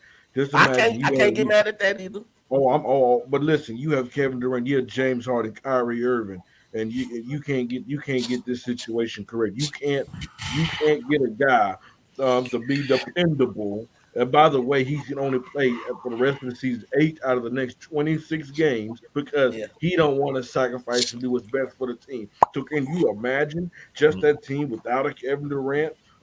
We don't even know if Ben Simmons is going to come back. Could you imagine what's about to go down in Brooklyn? I mean, instead of the Brooklyn Nets having enough guts to trade Kyrie Irving because they want to make the Kevin Durant, the non-leader, happy instead of trading him to keep it Harden, the person who's been carrying y'all for the longest. So you said get rid of Kevin Durant? Freddie, I'm saying get rid of Kyrie Irving. I'm saying trade Kyrie Irving. That's what I'm saying. That's right. Yeah. Man, I agree with you. Trade Kyrie Irving. The only reason why Kyrie Irving's not gone is because of Kevin Durant. That's true. I understand what you're saying. I agree with that. Me, Chris, Greg, and Rob was about to come down your throat. And then on top of us coming at you, Jay would have been screaming at the top of his lungs. You can't handle the truth! And then I just saw Justin's face like, this mother right here. What are you going He's scared. I'm saying they should have traded Kyrie Irving. I said I know KD petty, but but ain't nobody Yeah, gonna so touch you Kyrie gonna Irving. trade him? They don't. But ain't nobody's gonna touch Kyrie Irving because they know this dude is very unpredictable. They don't know if he's gonna play basketball. They don't know when he's gonna take a break because this is who this dude is. He is the reason why this team will not win a championship, and it's time to start holding Kevin Durant accountable as the leader. the greatest big three that never was. Hold on. But here's the thing. And who is the leader on this team right now? Can somebody tell me who's their leader? Is it Patty Mills? Because Joe ain't Kevin Durant. It's Joe ain't Ben Simmons. Don't get me on Kyrie Irving. Who's the leader? It's Kyrie Irving, and that's the reason that they're not gonna win. Kyrie Irving is the leader of the team. How is he leading from home? The fuck? Hey. What Kyrie says they do. That's all I'm saying. Kyrie said, "Let's go to Brooklyn." They go to Brooklyn. That's not. Because Rob, you got to remember, Kyrie. You got to understand. We got to remember why Kyrie had to rock with KD. We need to remember. People forget before KD went to New York. Do you know who went there first? Kyrie. And what did the Knicks say? You're not coming here by yourself. Like what shoot on? People forgot People forgot before he went to Brooklyn, Brooklyn did the same thing. The teams that he went to literally said, you're not coming here by yourself if that's what you think. Like, if you think you coming here by yourself and being the guy, you good. Well, that's because they saw what happened in Boston. No, because Kyrie Irving isn't a number one. That's all it is. He's a Robin. And Kyrie Irving is a head case. You know who he is? He's a head case. He's a weird dude. He's a guy that can earn the slack, and he needs somebody to come under somebody's arm. No, I'm talking about right now in terms of talent. I'm talking about right now. That's what's wrong with Kyrie Irving. From that aspect, he thought he could lead a team, and he can't lead a team. He's not that guy. But here's what it is. Obviously that, but it's also from a talent perspective, right? What he is, he's a failed. Does anyone here watch Batman at all? Like, does anyone here know anything about Batman? Okay, what he is, he's a failed version of Dick Grayson. That's what he is. He's a Robin who got mad and wanted to be his own superhero. So he went to Bloodhaven and became Nightwing. Kyrie Irving is a failed version of that. He didn't want to be Robin anymore. He tried to go and be Nightwing. And you want to know what happened? Bloodhaven got burned down. And now all of a sudden, he's trying to go everywhere else to figure out. He's Jason Todd. My guy trying to go back to Gotham. He's Jason Todd. No, even worse. No, at least Jason Todd found himself. And since he's still lost. Since he left, a lot of the teams have played better when he's not there. When he's not there, Celtics played better without him. Bro, yes, they did. We went to the Eastern Conference Finals, and we took LeBron James, who is the greatest. I don't care if y'all agree with me or not. I don't care. Who is the greatest basketball player of this era? Can we at least agree on that? Yeah, I'll give you that. Time out. When we say this era, what years we okay, whatever. About? Anyway, I'm gonna continue. I don't care. The greatest basketball player of this era. What year? No, what time frame? I don't care. The last 15 years. This era. You got the MJ era, you got the Kobe era, and then you got LeBron era. I said what I said, and I meant it. If you mad, be mad. I don't care. We took the greatest basketball player. Just to get you guys mad. Just to get y'all mad. We took the greatest basketball player of all time. We took him 7 without Kyrie. I like how you snuck that all time. You lost me at all time now. You lost me. You can't say all time. We took LeBron James without Kyrie 7. If you don't think that bothered Kyrie, you want something. If you don't think Kyrie just looked at an entire roster funny, you want something. If you didn't think Kyrie Irving took that personal, you want something. Because we all know how it is with Kyrie. Kyrie, like you said, Freddie, now I'm going to talk about the mental stuff. He a weird dude. 110%. He's a flat earther.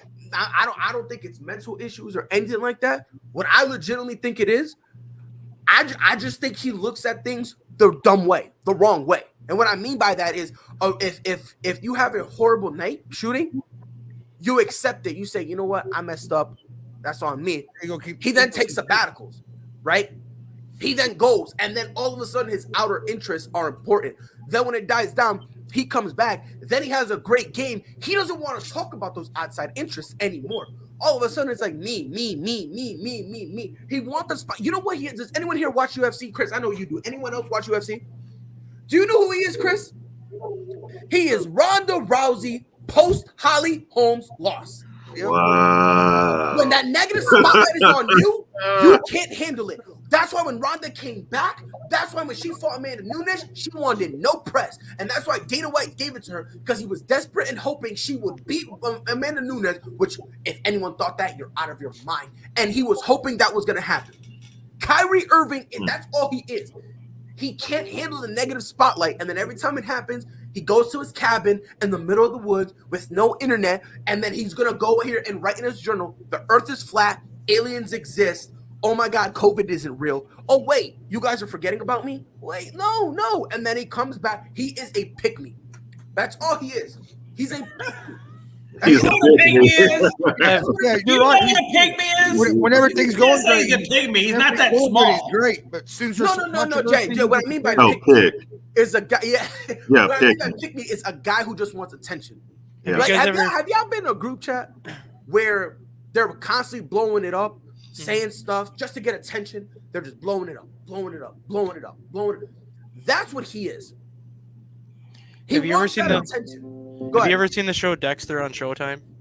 Yes, sir. That was a long time ago. That is what Kyrie Irving is. Like, he's that serial killer that you hear He's a nothing weirdo. about, and then when you forget about him, then he kills somebody. Be like, hey, I'm still here. I'm still Yes. here. I can still do this. Yeah, that's what it is, man. And it's like I find that and- disrespectful to compare Kyrie to Dexter. I love Dexter. you're So right. do I. And that's kind of I got a and that's question. kind Who's of worse, Kyrie Irving, Kanye West, or Antonio Brown? Kanye West, because he's Kanye. associated with the Oh, Kanye. what a hot take. Kanye that's West. that's not Kanye even a West. hot take, bro. That's like Kanye is When on you a was- pedestal all on his own. When you associate yourself with the Kardashians, you're asking for your You're- life you to be you took over. an L. The same. If you're associated with the same Kardashian twice and expect a different outcome, you got what you got, Chief. You got Tristan Thompson learned the lesson. Lamar Odom. He left it alone. Lamar Chris Odom. Humphries, he Chris left that Humphries. thing alone. Reggie Bush. Lamar Odom, Reggie Bush, they all Don't learned get valuable Kardashian. No, Even no. James Harden. James Harden got him I out mean, of Dodge. I mean, Chris Jenner got so tough that he had to turn himself into a woman. So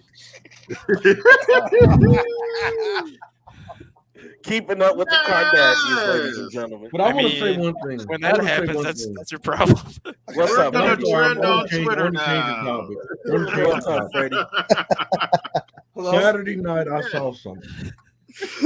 I was watching the Lakers game, and you guys know I've been very critical of Russell Westbrook, Yes, sir. but I believe the Lakers can make a deep run now. I done got hope again. Saturday night, we're watching the game, and I said, "Okay, Russ playing different. I How like you this." abandon your football team, yet somehow double down on your basketball team when your football team is closer to success than your basketball team? I'm actually triple doubling down now. You mean So- triple dogging or triple downing? The Lakers will beat the Phoenix Suns in the playoffs this year. Wow, please. Yeah. That's it. No, you would have lost all We kinds of will credibility go with to that the statement. finals Please save this. because Hey, Freddie, Phoenix that was very is not Kanye ready. West-like. This is a public service announcement. Wow. Freddie Henderson's comments do not necessarily reflect that of all ASAP analysts. You The talking reason about why the I say Phoenix that- Suns team that's number one in the league right now? That Phoenix Suns team? Hey, somebody get Jay Ness on here. Where's Jay at? I'm still Get Freddie, back hold on, on here. real quick, Freddie. Do you remember what was the before I took my sabbatical, before I got mad and I took my ball and went home like I was Stone Cold Steve Austin? Let me ask you something. All jokes aside, Freddie, and I want you honesty, right? That's what we need to build this relationship on, this network on, honesty, right? Let me ask you a question. Let me know. Yeah. What was one of the last things I said before I took my sabbatical in the group chat? Do you remember, Freddie? Do you remember? Because I remember. I don't remember. I said, Freddie, this is a direct quote, and I tagged you in it. At Freddie Henderson, you need to stop associating with casuals. That's what I said. I said that. Freddie, I know some of the people you associate with. You gotta stop doing it to yourself, man. You gotta stop doing it to yourself. You gotta stop. And I understand. And Freddie, here's the thing. I'm not telling you to abandon the Lakers. That's not what I'm telling you to do. What you need to do, you can support them, but also accept this is not a championship team. I do with my Boston Celtics. I'm a diehard Celtics fan. I love the Celtics. I'll watch every game. Why I put myself through punishment, I don't know. I guess I love pain. Whatever the case may be, I love the Celtics. But if anybody on this panel asks me right now, are we making past the first round of the playoffs? I will be the first, second, third, fourth, eighth, ninth, 100, and 3,255th person to tell you no. If we make it to the first round of the NBA playoffs, to me, that's my championship. That's my championship. But what I'm saying is, Rod, what I've seen on Saturday is that we hung into a team that nobody said we couldn't go to the state. And then if you guys watched Inside the TNT the other night, Shaq said this. I'm gonna try to sound like Shaq when I say it. A valuable source inside the Lakers organization told me they're exactly where they want to play. They rather play Phoenix than Golden State. And the reason being is because they know you stop Chris Paul, you slow him down, you have a chance to beat him. We've seen a healthy Chris Paul and DeAndre Ayton. We've seen a healthy Anthony Davis give the Phoenix Suns 40 and beat him by himself. Just imagine we have Russ play the way he played Saturday. If we could get him to buy into that role, LeBron do LeBron James led things. AD, now Saturday game, that's all on AD. AD got to be much better. He got to be a lot better than what he was. He played horrible. But Draymond wasn't there. You know that, right? Yeah, but just hey, when they beat him, just don't look crazy when we beat him. Just all I'm gonna say. I'm gonna play devil's advocate for a minute. I don't do that enough, but Okay. Whoa! I leave. I come back, and all of a sudden, Dustin is devil's advocate. Ooh, I'm gonna take more sabbaticals. If I do one long enough, Greg might get mad again. So, going off of Freddie's point, I could see the Lakers making a deep run just because they have LeBron, they have Anthony Davis, and if LeBron does go into playoff LeBron, there's not too many teams that lose to LeBron that often. The only thing that I'm going to push against, the Lakers have the toughest schedule remaining in the NBA. It's not going to be easy. Like, even if they play at the level they did on Saturday, it's still not going to be easy for them to rack up a lot of wins down the stretch just because they have such a tough remaining schedule. They could go 500 the rest of the way and make the playoffs. We better go on a run. Better win like 9 straight on a run. If Braun does go into playoff mode, he's either going to tire himself out, or two, he's going to get injured because he's old. And real quick, let me ask you guys a question real quick, because again, I'm not, I'm a silly guy. You know what I mean? I'm not that intelligent. So Saturday, you were saying, Freddie, that on Saturday, that you were very happy with what you saw, right? I just want to clarify. A lot of great points. I'm asking, so you're saying you're very happy with what you saw Saturday, correct? I was pleased with us on some things I saw, yes. Okay, I just want to make sure we double down on it. Ladies and gentlemen, boys and girls, children of all ages, the mere fact that somebody was encouraged in a, quote, championship year in a loss that keeps them under 500, keeps them in the 9th seed, keeps them in the play-in, that right there just snitched you out beyond any time. The only other way, Freddie, you could have snitched yourself out even more is if you just came out and said, I'm crazy. And for you to hinge off of one game, congratulations. Do me a favor. Go read me the rest of Russell Westbrook's story with the Los Angeles Lakers. This is the problem with Russell Westbrook. Listen here. Hold on. Don't come for me. Don't expect me not to come back, sir. You can't have the truth. The glasses that came off is about to get real. What I seen was a Russell Westbrook that was not taking jump shots. Anytime you get that, that's a blessing. We doing good. He was attacking the paint, posting up, wasn't turning the ball over. Like I said, normally when AD have a bad game, he normally bounce back and have a good one. So if the big three can finally find a way to formulate, which I think they can, if Russell Westbrook playing in that role, your day is coming, Prodward. Prodward, your day is coming.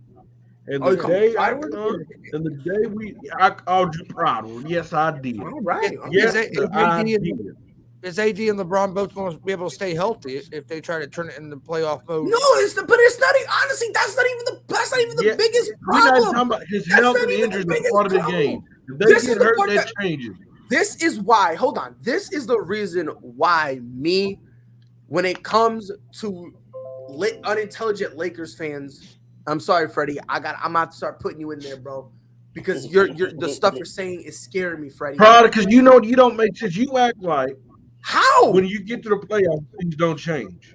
When you get in the playoffs, things change. It won't change. Homie, brother. I love you with a passion. Hold on, Freddie. You know that. Freddie. At this rate, nobody. You should know that. Nobody expected LeBron that last year in Cleveland to go to the finals, but they did. Because guess what? All that matters is you get in the dance party and you get in the dance. That's all that matters. What you're not gonna do is try to get what LeBron James did in Cleveland to try to construe it to pretend like it's the same here. Because in that season, name me a time when that team was under 500. During that season, do me a favor. Name me one time that they were considered out of the playoffs. Do me a favor. Name me one time that they fell under the 6th seed. You're out of your mind, Freddie.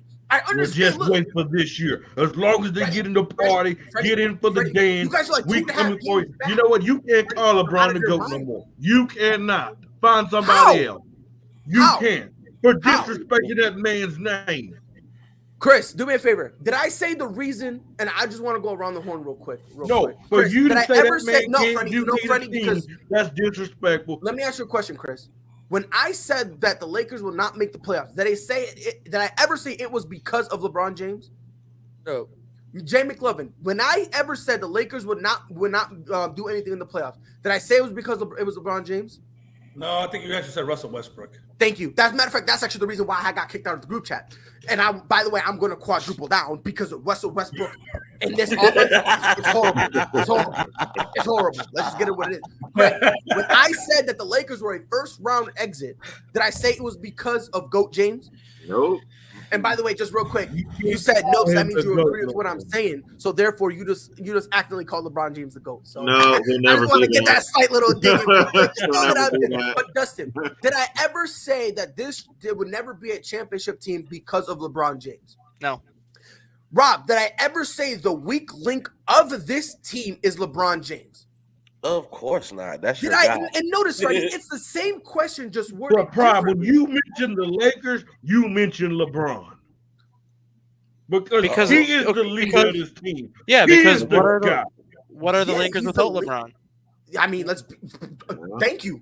What are the Lakers without LeBron? It's the same thing. When you mention the Celtics, you're going to talk about Jason Tatum mostly than Jaylen Brown. They'll be a playoff team. You said what? If LeBron was not on the Lakers, they would make the playoffs. I mean, they got. You could make that argument. I mean, okay, if you look at the roster the way the roster is constructed right now, and you just remove LeBron from that roster, this Lakers team is not good enough to make the playoffs with just Russell Westbrook and Anthony Davis. I think they're a play-in team. I think they're a play-in team. I think they dropped down to a play-in. Well, which ironically is what they're in now, but I think they're a playing team without LeBron. I think they're a playing team. Depending on who they play in the play-in, maybe can get to the first round. And I've said this before. Look, I love LeBron, I really do. But I also said this: the days of LeBron James solo dolo carrying a team, that's over. Can we expect LeBron to put up MVP caliber numbers? No, he's not washed. I've never in my life said he's washed. However, as a LeBron James fan, I know this better than anybody else. Even though LeBron James is putting up phenomenal numbers, He cannot carry by himself a team anymore. What he did his And our second stint defense in looked Cleveland, really great Saturday, by the way. what he did in Cleveland his second stint, he can't do that anymore. I can't He believe can Just put up what? numbers, but he You can't gonna carry give the that. goat an apology. I want to hear I can't goat believe I'm- apology. How? When it happened. I can't believe I'm going to say I'm this. not disrespecting him at all. Yeah. I'm I not. can't You are disrespecting him. So then biologically, LeBron James disrespected himself then. Because why would he stop everything and go get Russ? Because he understood I can still do my part. I know I can. However, I cannot drag anybody Yeah, anymore. he needs more help. Russ sold some wolf tickets. I mean, You said what, Freddie? Russ sold some wolf tickets. We got played. LeBron got I can't- played. I can't believe I'm going to say what I'm about to say because I can't really stand one of the people I'm going to compare this to. Oh, Lord But Jesus. LeBron James is like Aaron Rodgers at this point. You know what you're going to get. You know what you're gonna get from him during the regular season. Like his numbers in the regular season, LeBron James is going to put up MVP numbers every single year. Aaron Rodgers is going to put up MVP numbers every single season. The thing is, Aaron Rodgers can't carry his Packers into the Super Bowl anymore. He did. By the way, Pride, he never really could. Dustin compared LeBron to Aaron Rodgers. Nobody in their right mind would ever compare Michael Jordan to Aaron Rodgers. But I'm just That's saying. in a nutshell. But I'm just saying, like Aaron Rodgers is going to put up MVP numbers in the regular season every year. LeBron James is going to put up MVP numbers in the regular season every single year. Now, there was a time when LeBron could carry any team he was on to the playoffs by himself. Those days are over just because he's getting older and it's getting to the point where he needs more help. Obviously, football is different than basketball, but you could argue that there were times where Aaron Rodgers could have carried the Packers to the playoffs on his own because he could cover up so much of the flaws of that team. Those days are over for Aaron Rodgers now because there's so many teams now in the NFL that match up well with him, whether it's on defense, whether it's a running game, whether it's the things that the Packers do not do well. There's so many teams that he has to go against now that match up well with him and equalize what he can produce. I agree. Yep. Sorry, Pride. Yep. Dustin, I got nothing but respect for you. I really do. Is it just me or did this show just lose all of its wind? I feel like the wind just got sucked out. That comparison is just horrible. I'm just basing it off of what they do in the regular season. Like but here's the thing: the reason that it's horrible is because when Aaron Rodgers is responsible for the collapses that the Packers have in the playoffs. Sometimes. Aaron Rodgers is responsible. Okay, LeBron James literally carries them through the playoffs. Literally. He gets to the finals, and then he plays two of the greatest teams in the history of the game. That being the Spurs when he was in San Antonio and the Golden State Warriors. I don't think that's a hot take. Those are two of some of the greatest teams in the history of the game. He splits them with the Spurs, goes over. Obviously, what happened in Cleveland wasn't really, let's be honest, it wasn't fair because, somehow Golden State was able to keep Draymond and Steph and KD and Clay and somehow be under the cap. How they did that, like whoever figured that out, they need to go to a college and, start a course on finance because they will be finessing some people out here, bro. Steve Kerr figured that out because he was the GM before in Phoenix. He was the one that kind of figured out how to get that cap to work the way it did. I don't know how he did it, but he figured it out. I don't know. There's probably some loopholes we never even heard of. But here's my thing. And by the way, again, more uneducated comments. LeBron James takes the brunt of it all the time. Yep. All the time. LeBron James takes the brunt of it every single time. You know what it is? A lot of these LeBron James narratives started because they heard it on TV. It sounded cool, and now they're echoing it. That's all it really is at this point. That's all it really is. Because every single time LeBron James does something wrong, he's the first one to say, on me. He's the first one to say on me. So let me ask you this then. He's obviously going to have to take the blame for the Russell Westbrook situation because he's the one that wanted Russell Westbrook to come in. 1,000%. If he doesn't take all of it, he's got to take at least most. What do you think his plans are for the offseason then? Do you think he's going to have Russell Westbrook stay? Do you think he's going to want to have Russell Westbrook out? Or I guess what do you expect him to kind of do if he's going to shoulder some of that blame, do you expect him to try to push Russell Westbrook out the door? Or do you think he's just going to honor that contract and be like, I brought you here, you got to figure it out? He's got to honor it. He has no choice. Because think about it. There was only really two guys contract for contract that would match. Ben Simmons and John Wall. That's really it. Ben Simmons is now in Brooklyn. So I mean, or you could have had DeMar DeRozan, Caruso, and other people, and not even worried about bringing them in. But that's just another day. I said that. Look, they could have had DeMar DeRozan, Buddy Hield, could have had Buddy Hield, and Alex Caruso, and still had $9 million left to play with, and still could have wheeled and dealed and brought in a couple people, and would be a better team right now. Way better. They'd be the top 2 seed in the West. And I've been consistent on this. You guys know this.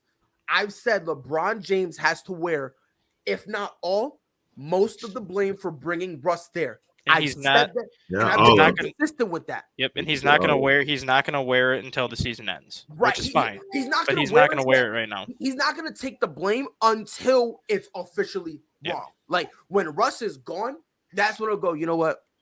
I don't even think it has to be when Russ is gone. I think if they get to the playoffs and don't get out of the play-in, he'll take the blame right then and there and say, "Our roster's not good enough. We didn't do enough to get to where we want to be," and it's going to be a shot at Russell Westbrook, but he's not going to throw like a physical shot at Russell Westbrook where he throws him under the bus. He's just going to kind of politely do it, be like, "Hey, we're not as good as we're."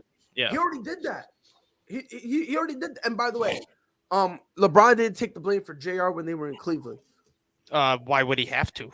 Nah, that was JR fault. Yeah, that's JR on that one. And this, and I know where they're gonna go. I know where Damon's gonna go with this. He's gonna say because LeBron James got J.R. Smith paid. And how did J.R. Smith play that year?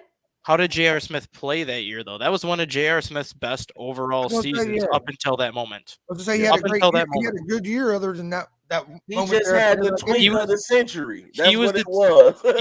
He was having better numbers than Kevin Love in the playoffs that year. And then he just had one mental lapse where it's going to put a stain on the rest of his career because of the moment and the magnitude that it happened. But J.R. Smith actually played very well that season. So there's no reason for LeBron to wear that because he got J.R. Smith paid, and J.R. Smith played very well that year. I will argue that if they didn't have J.R. Smith, they wouldn't have made the finals that year. Because J.R. Smith saved that team in a lot of games in that second round and in the conference championship because other guys on that Cleveland roster were not playing well. And J.R. Smith stepped up and actually had, I think, 4 or 5 20-point games during their run. He just had the tweak of the century. That's it. It was a bad tweak. Yeah, LeBron got to take responsibility for that. See, and again, I knew it. And what did I say they were going to say? It's because LeBron got him paid. Now let's ignore the fact that prior to him getting that contract, JR was balling like crazy, where it was a universal consensus that the Cleveland Cavaliers need to re-sign JR because of how great he was. Let's ignore the fact that after he got signed, he also was balling out like crazy to the point that midway through the season, guess what? He was one of their hottest trade assets, and they refused to trade him. Why? Because of how great he was playing. Let's ignore the fact that even after that trade deadline, the entire year, he played phenomenal to the point that people said that he needs to be in the big three. Let me go a little step further. Let's go down the fact and continue to think, you know what? Maybe J.R. Smith could have been his new Kyrie, could have been his second best player. But it's LeBron James' fault because he made a mistake. Nah, JR was good for what he did, and he just had a very bad moment. That's what it comes down to. Mm-hmm. You can't blame LeBron for everything. I won't even blame LeBron for Russell. I joke around with that stuff. You got to blame. Yeah, I am. And listen, Rob, I can't really do that because Rob Pelinka got the last say so. I understand that, but listen, and if you're gonna put blame on LeBron, he gets a percentage of it. Yes, but they're saying like it's completely his fault. He's not the general manager. I get that. They were building that team for him, and and what he said is who they were bringing. And you know that, and I know that. Hell, everybody knows that. I mean, let's be fair, Rob. Didn't you hear the DeMar DeRozan thing? Yeah, the Buddy Hield thing was bad. No, didn't you hear what? No, didn't you hear what DeMar DeRozan said though when he got to Chicago? No, what'd he say? He figured that him going to the Lakers was a done deal. Like he already was looking at properties in Los Angeles to buy because he figured he was going to Los Angeles as a done deal because everyone was talking about Buddy Hield, DeMar, and Caruso going to LA. He figured he flew out there to look at property. When he was out there looking at property, is when the Lakers brought in Russell Westbrook. 24 hours later, Karnisovas is out in Los Angeles being like, guess what? They just got Russ. We'll take you. We'll take Caruso, and you can come back to Chicago with us. And that's the part that people forget. Why do you think DeMar DeRozan was in LA? It was just a casual stroll. Well, he's from LA, so he's from Compton. From where? From Compton. Where was he buying property? Beverly Hills. Thank you. Because he rich. Come to my TED Talk. Well, no, because hey, I'm from the south side of Chicago. Okay, let me tell you, if I got millions of dollars, I'm not buying property on the south side of Chicago. That's true. I don't think he's buying a mansion in Compton. For family, if he's going to buy a property, why would he buy a property in Beverly Hills, where a lot of the Lakers look to buy property? When it's not even just a lot of the Lakers. This is where people who moves to California with money, that's where they go look. But if you look at the NBA landscape and like professional sports for that matter, so you're telling me he just happened to want to buy a house in Beverly Hills now, and he just so happened at that same time, coincidentally, thought I was going to become an LA Laker. I'm not saying that you're wrong, but there's a lot of speculation when you see somebody go back to their hometown. You don't automatically assume, oh, he's about to become a Laker. How long did DeMar DeRozan play in Toronto? For years. He played there for 8 years, and he never owned a house. But that's another country. But I'm just saying, he went to San Antonio for 3 years, never owned a house. Even during the off season, he went back to California. But he bought a condo in Los Angeles. He never actually bought a property. The reason why he was looking for a property is because he figured he was going to Los Angeles on a 4-year deal where he could basically ride out that 4-year contract, retire, and then have his property all set in stone in Los Angeles and never have to do anything else. Well, I'm happy he got his property now in Chicago. He doesn't. He's got a condo. I appreciate it. All I'm saying, man, this is all I'm saying, man. I understand Lakers fans want they want to have some semblance, some hope. And I get it. It's okay. But we need to be able to also at the same time understand you're not winning nothing with Russell. You're just not where he at in this point of his career. There's adjustments that need to be made. Why do you think Vince Carter was able to play for so long? Because when his athleticism was waning, he still brought something to the table. Worked on Ray Allen. Like people think Ray Allen was just a 3-point shooter his entire career. Well, they must say see him in the Milwaukee. Go look at him in Seattle. Go look at him in Milwaukee. He wasn't just a shooter. Ray Allen would have put it on top of your head, like easily, and he then developed the jump shot. Well, he always had one, but he started working on it more because when he started realizing his athleticism was going, he was like, well, I gotta be here for a while. Dwayne Wade, when his athleticism was waning, granted his 3-point shot wasn't the best, but he had a solid mid-range. Yep. He had a mid-range. It was enough to keep him in the league. Even Derrick Rose couldn't shoot for nothing when he first came in the league. That's exactly what DeMar DeRozan has done. He's kind of taken a page out of Dwayne Wade. Yes, DeMar DeRozan, I can't shoot threes, but for some reason, I take half a step in. All of a sudden, I get nothing but greens. I'm gonna make sure I can have some type of jump shot. That way, I can still stay in the league longer. Everybody has done it.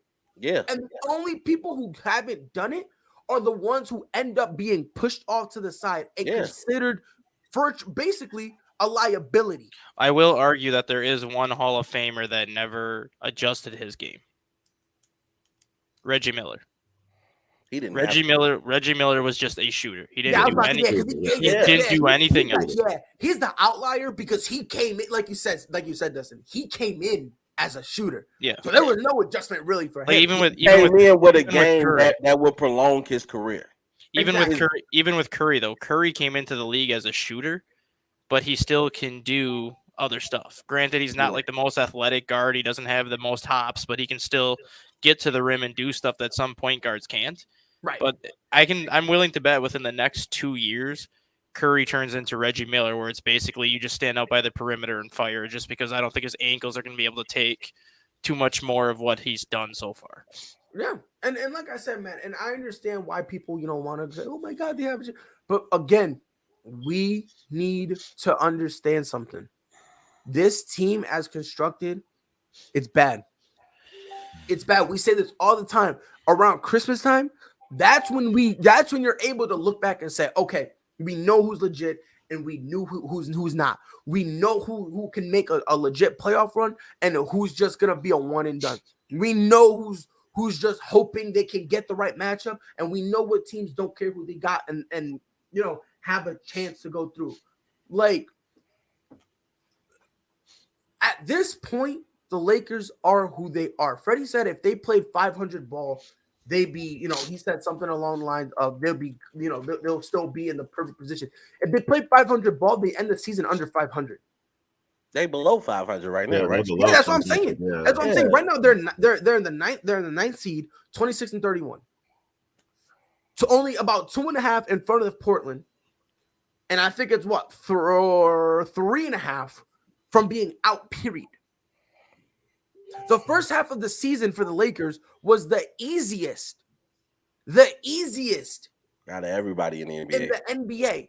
Now you're going from the easiest to the hardest, and outside of 5-6 games, it's funny for Russell Westbrook.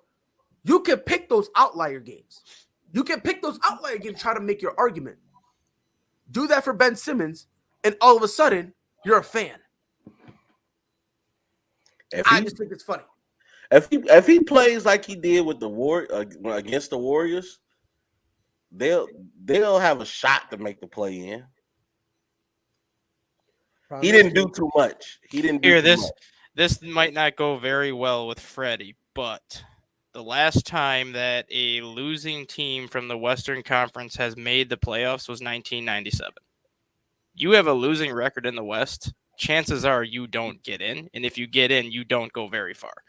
You get bounced immediately. But luckily for the Lakers, though, after 6, everybody's pretty much losing. They don't have a over 500 record. You go back to 2010. You go back to the 7th seed does the Timberwolves. Yeah. So after the Timberwolves, though, that's why I say they're in. It's not that bad as it looks. Everybody, it's the Clippers under 500, Lakers, Portland. Yeah, everybody's You go back to 2010, Houston Rockets 42-40. They missed the playoffs. 2011, Houston Rockets 43-39. They missed the playoffs. 2012, Houston Rockets 34-32. They missed the playoffs. 2013, the Jazz 43-39. They missed the playoffs. 2014, the Phoenix Suns 48-34, and they missed the playoffs. But that's when everybody in the West was good. Yeah, 20. It was a different ball game. But I'm just saying, though, the Western Conference, like, if you don't have a winning record, you're not going to get in. Even 2019, the Clippers were 42-40, and they were the 10th seed. At 42-40, they were the 10th seed. So if the Lakers finish under 500, they might get into the play-in because it's an extended postseason. But they're probably not going to make the top 8 just because that doesn't happen in the Western Conference. For whatever reason, the Western Conference does not have losing teams make it. The Eastern Conference, you usually have 1, if not 2 teams that are 500 or below get in as the 7 and 8 seed. Yeah. And not to mention your prize is going against Phoenix or Golden State in a series. And I don't think that's what you want to start off with. Well, it's not only that; it's the play-in. Look who your prize is going to be, just for the play-in game. Yeah, you got the Clippers. You got T-Wolves. T-Wolves. Yeah, and that's that. Look, that's just the sad reality of it. Like, this team just isn't good. They're just not. And it is what it is. It should be okay to be able to say that, but for some unknown reason, we have to protect Russell Westbrook. No, I think it's hard to really visualize LeBron not being in the playoffs. Well, it's not only that. It's kind of what Pride just said. The Lakers are not a good team. Yeah.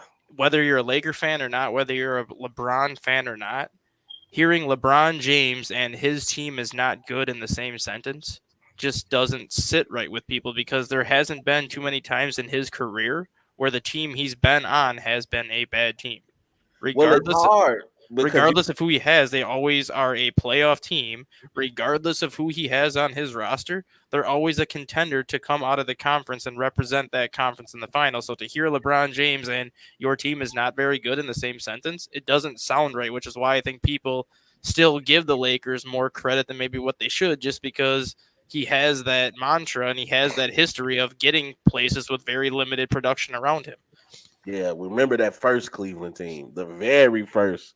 Yeah, Mo Williams, the Junis Ilgauskas, Anthony Parker, Eric Snow, a bunch of bums. It was just, I mean, if we keeping it real, I was about to say, if we're gonna be honest, it really was. That's really what it was. They were bums. People really hold that San Antonio loss again. I don't consider LeBron's first loss in the finals until he fought Dallas.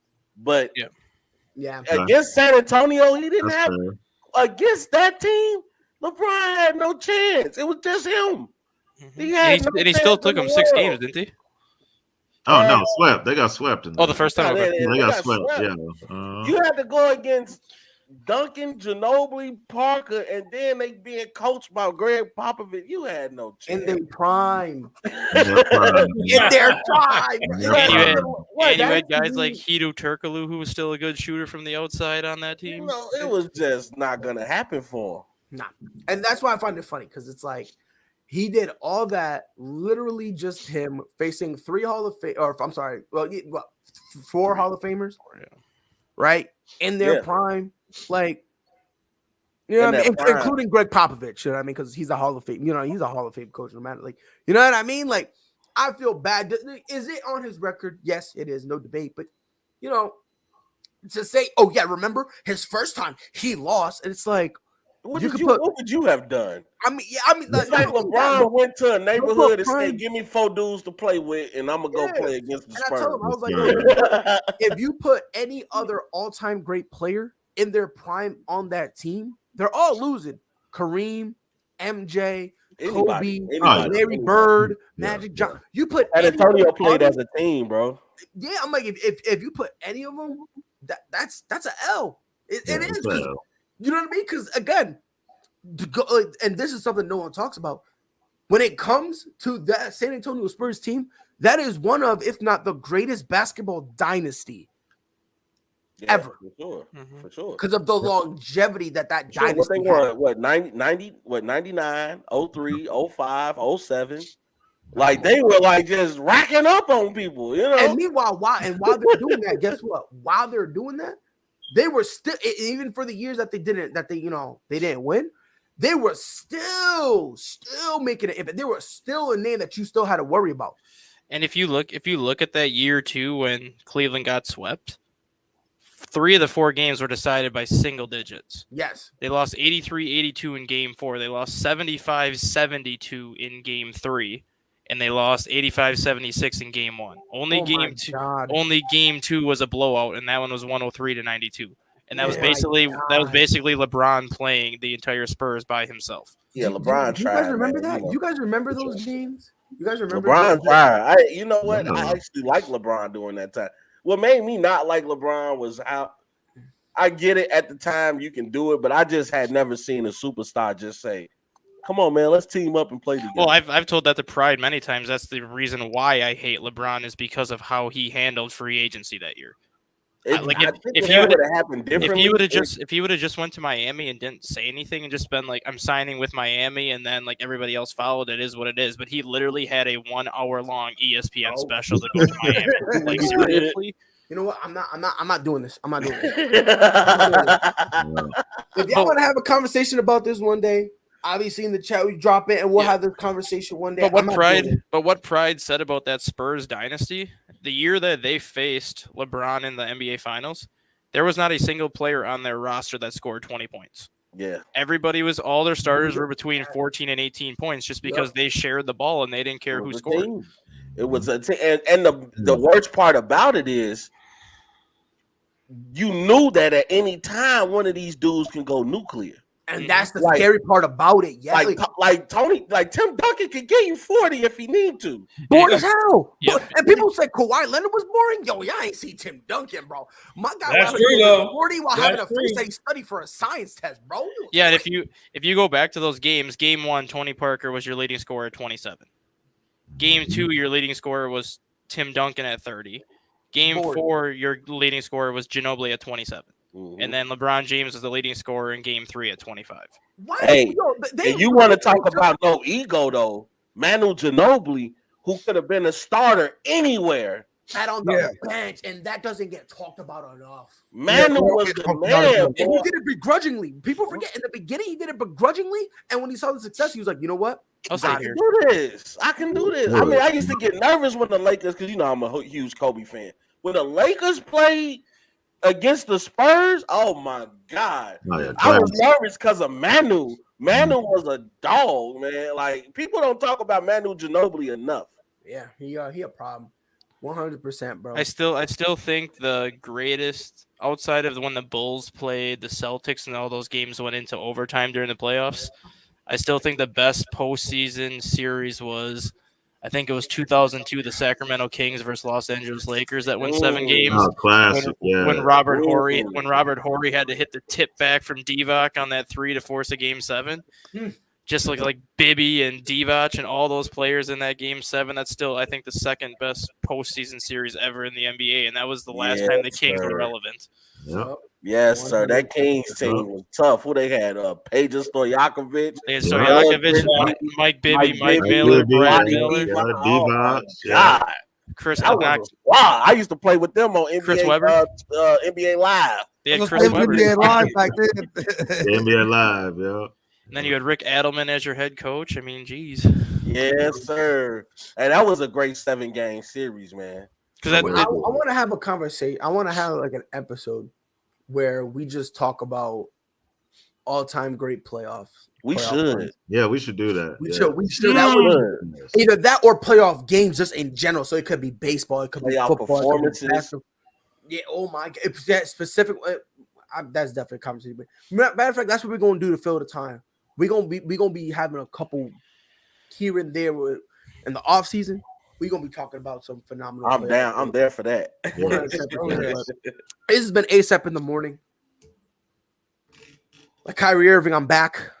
For how long? Who knows? Because I'm gonna get mad again and leave. And, you know what I mean? No, you're not.